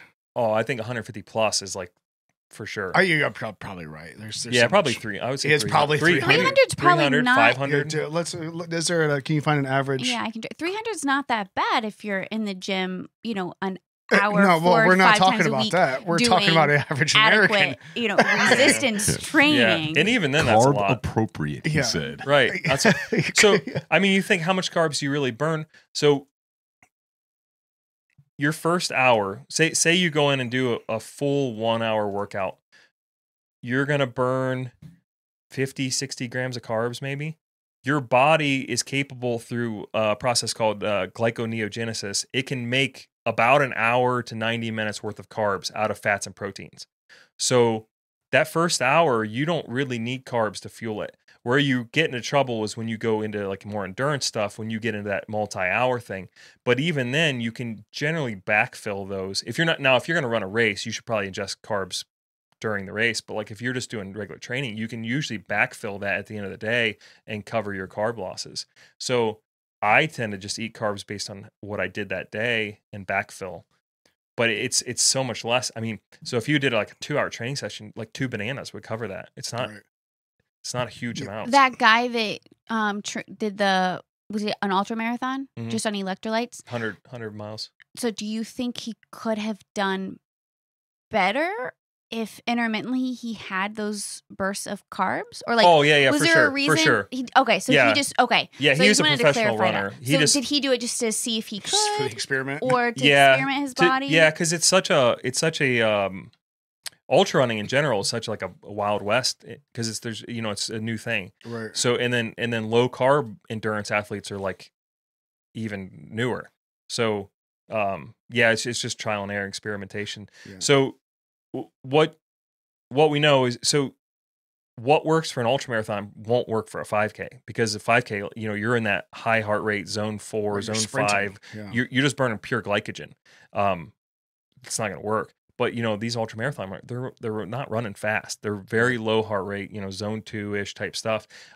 Where you get into trouble though is those like hill climbs, because you dip into that zone 3 and zone 4, so you have to cover that glycogen spread. That's why I said it was fairly flat, because it, he would have struggled.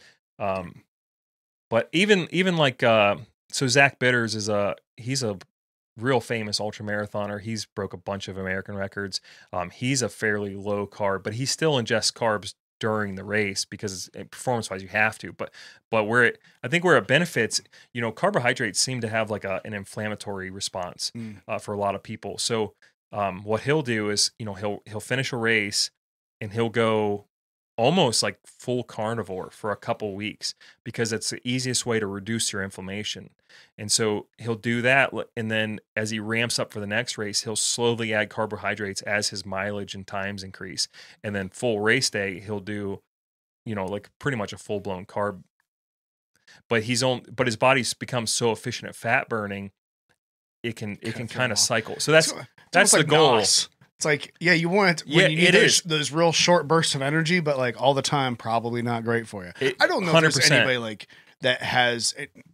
I think I feel fairly okay making this a blanket statement. I don't know if there's a whole lot of people that are super in tune with their bodies and fit that are like, yeah, I just eat the shit out of carbs all the time because I feel great. Right. Like, how many times, like, you don't eat a giant piece of cake and a fucking Subway sub and like all this bread and pasta and be like, I feel fantastic all the time. Like, that just doesn't happen. Like, maybe it's appropriate. Like, and in the mornings, like, to me, I don't necessarily need the carbs. Like, I just maybe it's because I've just been a snacker my entire life. Like, I don't like eat like big meals typically. It's just I just eat constantly, like whenever I'm awake. So maybe that's what it is, like that fast. I wake up in the morning, I'm like, I need something in my stomach, because I can go and I still do my 15 minutes of stairs. And it's like, if I don't have anything in my stomach and I do a bunch of cardio, I get done. I'm like, fuck, I don't think I'm gonna pass out. Like, I feel like I'm gonna throw up. Like, I need something for my stomach to do, because it's just, I don't know, maybe that's. That just gets something you got used to. Maybe that's, I just need to. It goes away. I don't have any hunger. I probably don't get hungry till lunchtime or even sometimes dinner, just because I do like 2 meals a day, 1 meal a day, depending on what I'm trying to do. If I'm trying to like cut some weight or add some weight or whatever I'm training for. But yeah, I honestly never get hungry. I eat. I mean, I can eat like ungodly amounts of food, but I'm never actually like, oh, I'm so hungry. Well, it sounds like you found a balance. Yeah, in a sense. I think a lot of that too is that had I not had the past that I do with like tracking macros and like the lifting piece of that and understanding like diet and how it affects your body, I could understand why for a lot of people it's really difficult to instinctively eat like that. Yeah, because you don't know until you put your body in different positions and give it different foods and different processes like that. It's like you don't know like what makes you feel good or what makes you feel bad. Like, and if you've never not eaten McDonald's every day of your life, you don't know how good it feels to not eat McDonald's every day in your life. And you also really don't know how terrible that shit makes you feel when you don't eat it. Like, and then you do, and it's like, what did I just put in my body? Right. Like, this is fucking brutal. Like, well, I think telling someone that's new to training to instinctively eat is like terrible. It's like, he has been. Yeah, he has been. Look where it got him. You know what I mean? Right. Exactly. But once you get to the point where you can instinctively eat, it's like, but you have to get like, it's not really instinctive eating. It's learning the process and learning what your body does good with and not. And now you go, okay, you're no longer really instinctively eating. You're like, I understand these are the things that I can eat and that make me feel good. And I really like some of these other things, but I know I'm going to pay for it. But I'm still going to do it sometimes. Oh, yeah, dude. I should never eat dairy, but I do. Fuck, is it good? See, I live on that shit. So like I grew up just drinking milk just glasses of milk to the face all the time. And I could still love it. It doesn't bother me whatsoever. But I can understand how, someone that's lactose intolerant probably shouldn't drink a lot of milk or something. I pay for it, but it's worth it. I do 6 days a week. I'm strict by the book, only what I'm supposed to, and then 1 day a week it's like a pressure relief. I just kind of all right, and then the next day the pressure releases from somewhere else. Yeah, it helps. Well, it helps because if you try to go strict all the time, you're gonna blow up, and it puts a serious strain on social life. Oh yeah. I still like to have fun and go out and eat and stuff like that. So it's 1 day a week. I'll kind of relax standards, eat what I want. And then usually by the end of the night, I feel so terrible. I'm like, fuck, I can't wait to go back on my meal plan. I just feel like shit, and I'll get back on it. But it's kind of good to just kind of let that pressure off. And I think it's a good long-term strategy. When you have to do something that's maintainable and like you talked about before, achievable, particularly with someone that's not doing things like you are, or getting into that, watch it or trying to, decide, hey, I'm going to eat better. I'm going to, exercise more. This has to be maintainable. Mm-hmm. We've said that thousands of times. Let's make whatever that your diet is, whatever you're going to go for. You have to understand what you're doing now, and then you can't just cut it all out. Maybe just start slowly. Right. Slowly back, something that you can do. Because I've never talked to anybody that cuts a dramatic amount of carbs, and you're going to have that carb flu. You're going to feel sick for 2 weeks, no matter what you do. I mean, I never had it because I've never really ate a bunch of carbs, but from everything I read, anybody that does it, I hate keto because here's the problem with all diets, summed up real quickly. You have a good idea. Someone, hey, I'm going to invent paleo. Paleo, okay, eat whole foods. I can't think of a better meal plan. Eat whole foods, no processed bullshit, okay?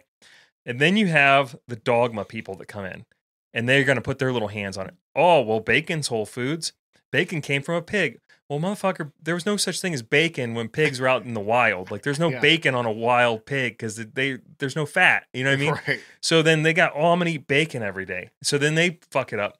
And then you have these other people in there, and then they're making these paleo junk food. And it's dude, it's still junk food. Even though you made it out of almonds, it's still junk. And so every diet goes through those 3 phases of someone starts it works good. And keto is the worst for it because they're oh, that's just an excuse to eat fucking butter all day. It's no, dude. That's fine. That also it's fat is a fuel source and carbs are a fuel source. You need to regulate both of them.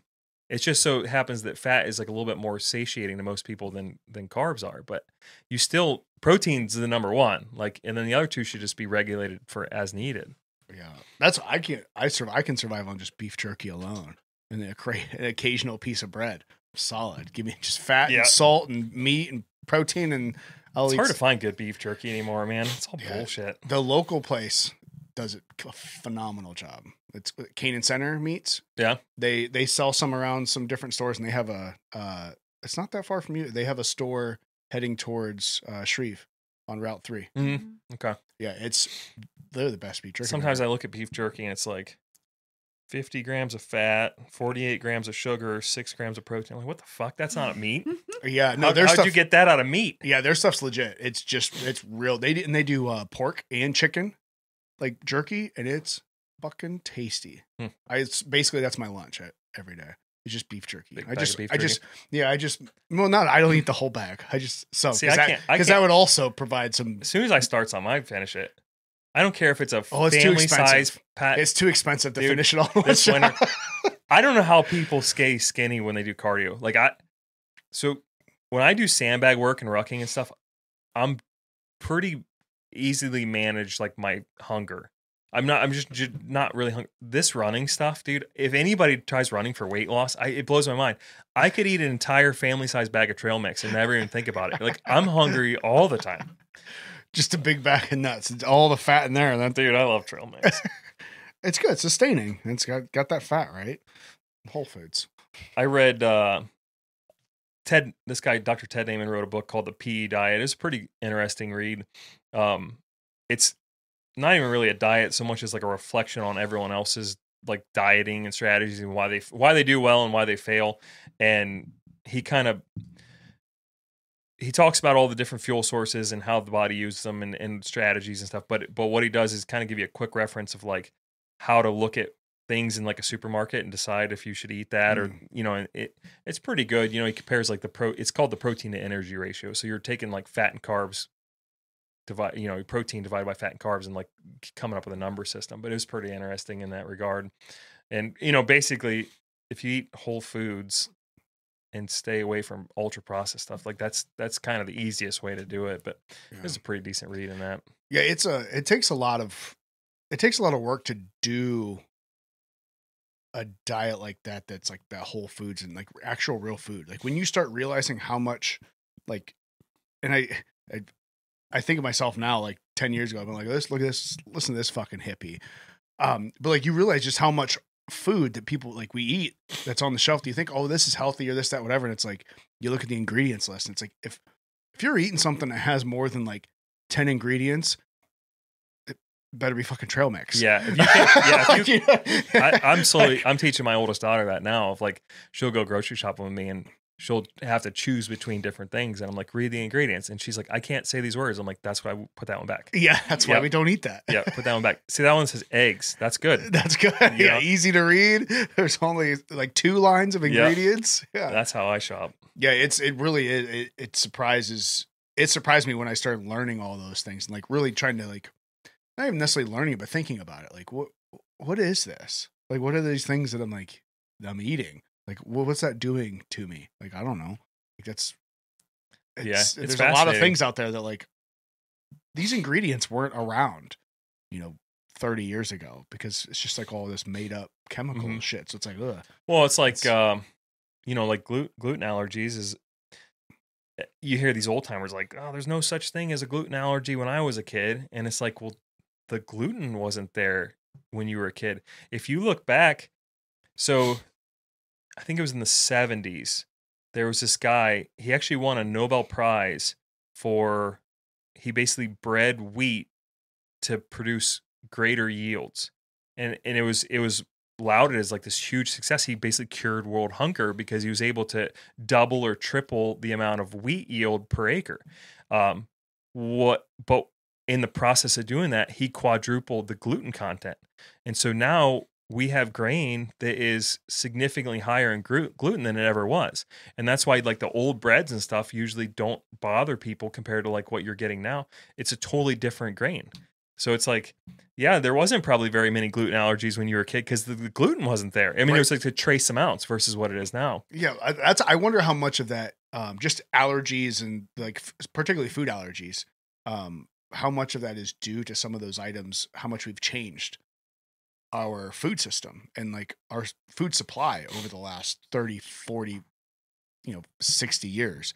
Because it's dramatically changed. Oh, drastically, and to think that, and your gut hasn't. Right. To think that you can dramatically change what you're putting into human bodies and you won't have some sort of change due to that in human bodies. Like, well, you don't drink bleach. Well, why? Because it's a bunch of chemicals that we know are bad for you. Like, well, do we really want to be? I just saw a story the other day. They're talking about some scholar, scientist, or whatever in Michigan is on the brink of figuring out how to take microbes or something like that and break down plastics for like protein sources. Like, that doesn't seem like that's probably not the greatest idea. Right. Like, well, let's probably not eat plastic. Like, yeah, your gut health plays a huge factor in your overall health. I'm a big fan of, just an endurance, overtraining type wear and tear is like your big thing, inflammatory issues. So I focus a lot on like avoiding inflammatory foods and also eating anti-inflammatory foods. Right. And man, I can tell the difference. If I have like we went out of town for a weekend, kind of with me and the girls, and we're eating pizza and this, dude, my joints hurt so bad. But if I stay on my diet and I eat a lot of smash fish and stuff, I feel great. It makes sense. It just like when really you break it down, it just makes sense. And I used to be one of those people that like thought like some of that stuff was just a little crazy or whatever it was, voodoo. But like when I started lifting a lot and understanding like, well, your body, like what you put into it is the building blocks of what your cells end up replicating and building yourself into. So to not think that like food is going to have a drastic effect on your entire system, well, why wouldn't it? Yeah, Like, I always look at it as like what you put in your body is going to change you. You know, your hormones are a series of switches like on a breaker box in your house. And the food you ingest or don't ingest and the stimulus you apply to your body changes which switches get turned on and turned off. And I think there's probably no greater hormone influencer than what you eat. I mean, even people doing like anabolics and stuff, I still think what you eat, you could do all the juice in the world. If you eat nothing, you won't see the gains or anything like that. You have to have all of the pieces of the equation to make it work. Yep. Sleep, training and nutrition. Yeah. I got yelled at for being an old man the other day because it was like someone was like, hey, we got going on. I'm like, it's 9:30. I'm getting to bed. And they're like, you fucking old man. I'm like, yeah, I am. Because you know what? Like, work hard, party hard. I can hammer it on during the day, but then if I go to sleep early and get enough sleep, guess what? I can do it again tomorrow. Yeah. But you stay up till 2:00 every night and you just feel fucking wrecked. Yep. Sleep's important. Got to rebuild. So what's next? Do you have you got the marathon? Where's the marathon? Marathon's in March. It's a Mohican. And then it's a trail marathon. Trail marathon. Yeah. There's quite a few people running it. And then, June is hopefully I can go do those races in June. They're in North Carolina. That's that Saturday, Sunday combo. And then the Traverse is in July if we do that. Oh, that's right. You never talked about that. You plan on going doing the presidential Traverse? Yeah, single day. So 22, 23 miles. I can't remember what it is, but that'll be good. 9,000 foot of climb, and I'm pretty excited about it, at least. He's got this smile. He just knows. It sounds like it sounds like something you don't race. I love how when I Google it, it says about 23 miles, 2 to 4 days. Parentheses. Some people do it in one day. Yeah. And Dustin's like, guys, it's not gonna be that bad. We're gonna get up. We're gonna do it in one day, and it'll be fine. Well, when you told me about it, she was like, "Let's do it." I'm like, "Let's think about this." I never take that step. Yeah, I just say, "Let's do it." Yeah, she was like, "Let's do it." I was like, let's think about this." I think it's gonna be a great time. It sounds fun, as long as you take enough time to enjoy scenery here or there, right? Yeah, I think that's definitely a slow and steady. But managing your pack weight will be key, and then hoping for good weather. Hoping for good weather will be key. I love that. Hopes and dreams. How many do you have for sure officially? I am doing it. Like, how many of those are there? Like you and Chase? Probably. I don't know. I think. I actually don't know. I think Corey and Megan are pretty well set on going. Are they? But that's probably 50-50. Yeah. So. I saw Thressa last week, and she said it's just dependent on her schedule. Yeah. With how everything falls with her being in school and Andrew's. Yeah, I think what I'm ending up doing is just booking or like calling the hotel. I found a nice hotel up there that's got a pool and stuff. We'll probably just do like a block of rooms, and then if people want to reserve them, they can. And we'll get like a block discount or something that way.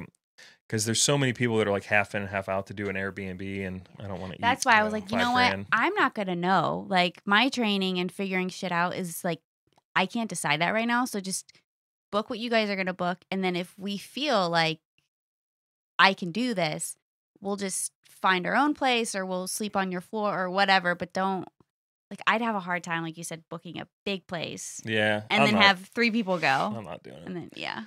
But yeah, if I do it myself, I'll do it myself. I don't care. It doesn't matter to me, man.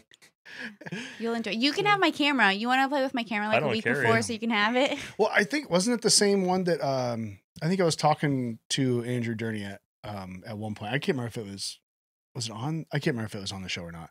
But that's one of the mountain ranges that him and a buddy will go out and they do like yeah, Joe. they Yep. camping, and they'll like go out there, like climb like 2 or 3 of the peaks in a weekend and can't like stay out there, and camp out there. Yeah, they do some pretty extreme. It's all winter time too. Yeah, like, what? Well, that's What are you doing? that mountain turns totally different in the winter. Even in summertime, it snows up there. You know, you're above the tree line, so it's pretty high up there. But in wintertime, it's nasty. I think it's the worst weather in the United States. Oh, man, that So- sounds like a good one. Yeah, I think it's like the highest wind ever recorded was on Mount Washington.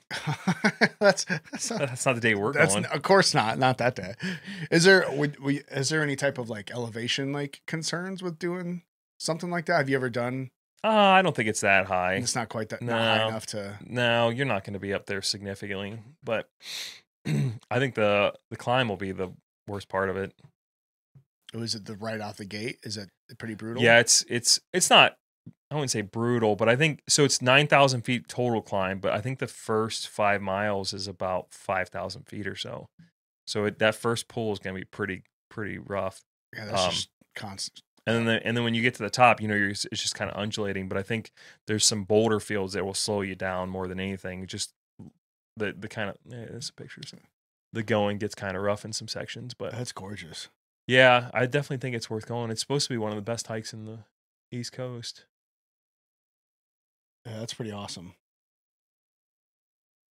I'm not saying I'm not going to be there, but you know me, I'm not much of a committer to those kind of things. Yeah, it won't be too bad. Yeah, 21 miles. That's pretty sweet. Yeah, the biggest concern is just obviously you got to be prepared for the ruck, but because you're above the tree line, whatever weather you get, you're gonna get, you know, it's Pretty right up in your aggressively. face. So you know, the pack you carry is you're gonna still want like winter coat and that sort of thing, and maybe some rain gear, but you know, you're only talking about a 10-15 pound pack weight. You've got plan on sweating and also plan on Yeah, you start sub-zero shorts temperatures and, Yeah. 80-mile-an-hour winds or whatever it is. So that's July, and then there's another race that's in like Pennsylvania, just south of Pittsburgh. I think that's like August or September, and then I don't know after that. We'll see how the first couple go. But So how will your training switch from after you do the trail marathon to prepare for the presidential traverse? Because that's just pretty much, I mean, a shortened version of I'm not gonna train rucking, for right? that. Like so you're just gonna keep your normal like PT and rucking. yeah, gonna I still won't be train running? for the Prezi. So So this seems kind of nonchalant compared to some of the Yeah. other things it sounds like you. well, because in June, so the month before that, I'm gonna go do that 20-mile and 10-mile race back to back. So I'll be ready to go, and it's in mountains just like Similar. this, yeah.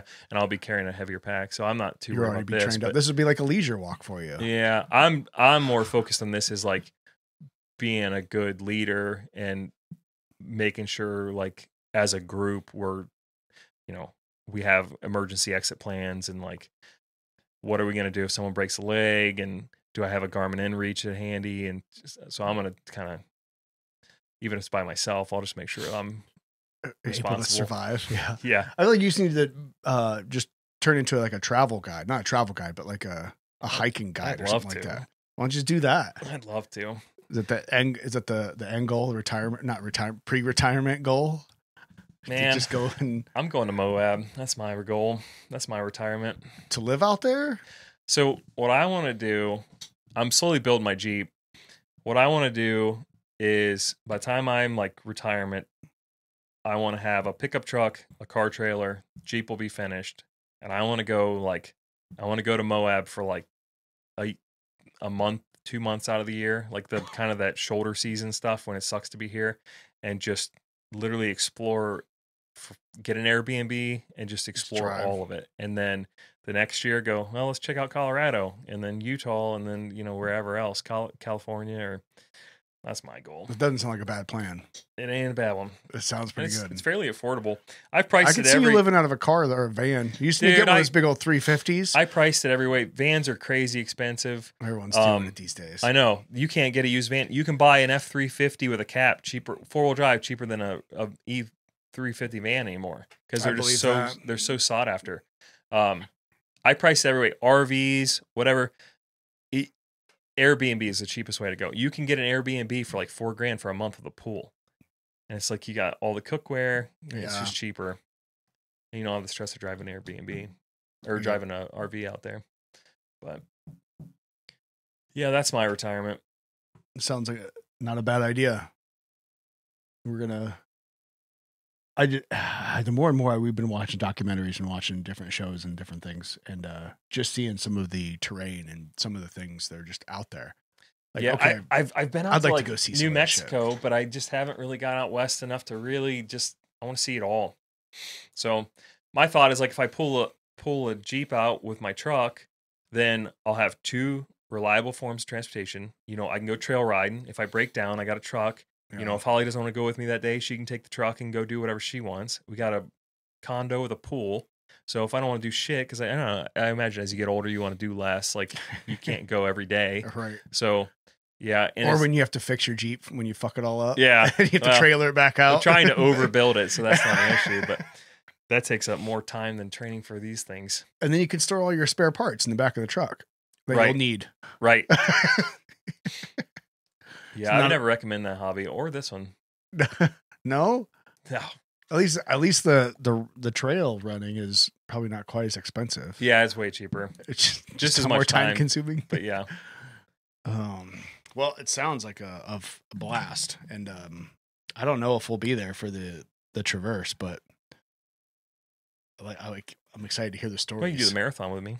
Well, there is that. We could do a. I just checked the calendar. We'll be in Cleveland the night before for that Taylor Tomlinson comedian show. So perfect. Sorry. So we could maybe show up in the morning. You know, just drive through the night. Well. I have no. Who's all doing it? Thressa and Andrew and Andy, are they all doing it, right? Chase. Okay. Chase. That's my only goal is beat Chase. No, I said. Is he aware of that goal of yours? Okay. Yeah, he beat me. That's the last time he'll beat me at anything. He's fast. He's a faster runner too. So I gotta. He's got some long legs. Yeah. Is he taller than you? Do you have a longer stride? I think I'm an inch taller, but he's way lighter. And he mountain bikes for fun. So I strength train and he mountain bikes. So that's one of the reasons he beat me on that race is like that. All that downhill, his knees from mountain biking was just 30 pounds lighter or whatever he is. I think he's like 160 or something like that. Yeah, I wish I would have known Chase a little better than before when I did your star course you made for the rucking thing, because I didn't realize that was the one I talked about. Quick. Yeah, which is weird because his like knees don't bend. Yeah, he does. He looks like a robot. Yeah, he looks like Forrest Gump with the when he has the things on his legs. I mean, he's quick. But he's quick though. At first, that was the biggest mistake I ever made was doing that star course in 12 miles, and I was like, I'll go Chase in Austin. It was a terrible idea. I didn't realize how Chase. It burnt me up that he beat me the whole way. We got 6-hour drive home after that, and Mike didn't finish in time. He finished like 10, 15 minutes over, and of course he had I think he said he had 41 hits off of his inhaler during that time. Oh, and I would just randomly I got my dog tag. How about you, Mike? And then he'd be like, and he'd go, yeah, I didn't get mine, but it's going to bother you more that you took third. And it was such a good burn. So true. Because it's fucking drove me nuts ever since, man. I feel like Mike went into it I just want to finish. Yeah, I don't say anything bad about Mike, but he doesn't care. Yeah, I like that about him, though. I think that he knows that, he's made huge strides compared to when he first started rocking with you guys. But he's kind of whatever. Yeah. It's not going to bother him. Whatever. Yeah, he doesn't get into it like I do. I don't think most people don't get into it. Yeah. To that level. Yeah, I've been kind of changed my perspective a little bit. I used to try to talk a lot of people into doing stuff, and now I'm kind of going the opposite direction. I kind of push people away a little bit because I found that I convince people to do stuff, and then they're not as invested as I am, and then I kind of fall into this holding their hand. Not this isn't directed at Mike, but just in general, I kind of have to hold their hand through it, and it takes away from my experience. Right. It's as I get deeper and deeper, you just kind of realize there's not too many people that are going to do what I do. So instead I go, yeah, it's probably not for you. And if you still show up, then maybe you want to be in on this. But I'm going to go, nah, you don't want to go on this one. And if you show up, cool. I'll still take you with me. But I don't do any hand holding anymore. Yeah, that's probably a good idea if you're that into it. Because I know even I enjoy going out and doing that with you at a very, very moderate pace. But I am very aware of I am not to that level, and I will never be to that level. But more props to you, and I love watching it, and I enjoy hearing the stories for sure, because I don't understand how you could do it, and that's what is impressive. Because I don't know if I could just abuse myself that much and enjoy it as much as you do. It's use, not abuse. Oh. Motion's the lotion. Motion is the well. On that note, motion is the lotion. I agree. Dusty, I appreciate you hanging out with us again, and look forward to the stories as always. Yeah, as you bring definitely. through your events. Come back. Thanks, man. Yep. Thank you for joining us today. Remember, check out the website, chronic-curiosity.com, to join us at the forum, have some fun, interaction, pick you up a comfy t-shirt, or if you just want to support the show and donate, all that is on the website as well. Thank you. Until next time. See ya.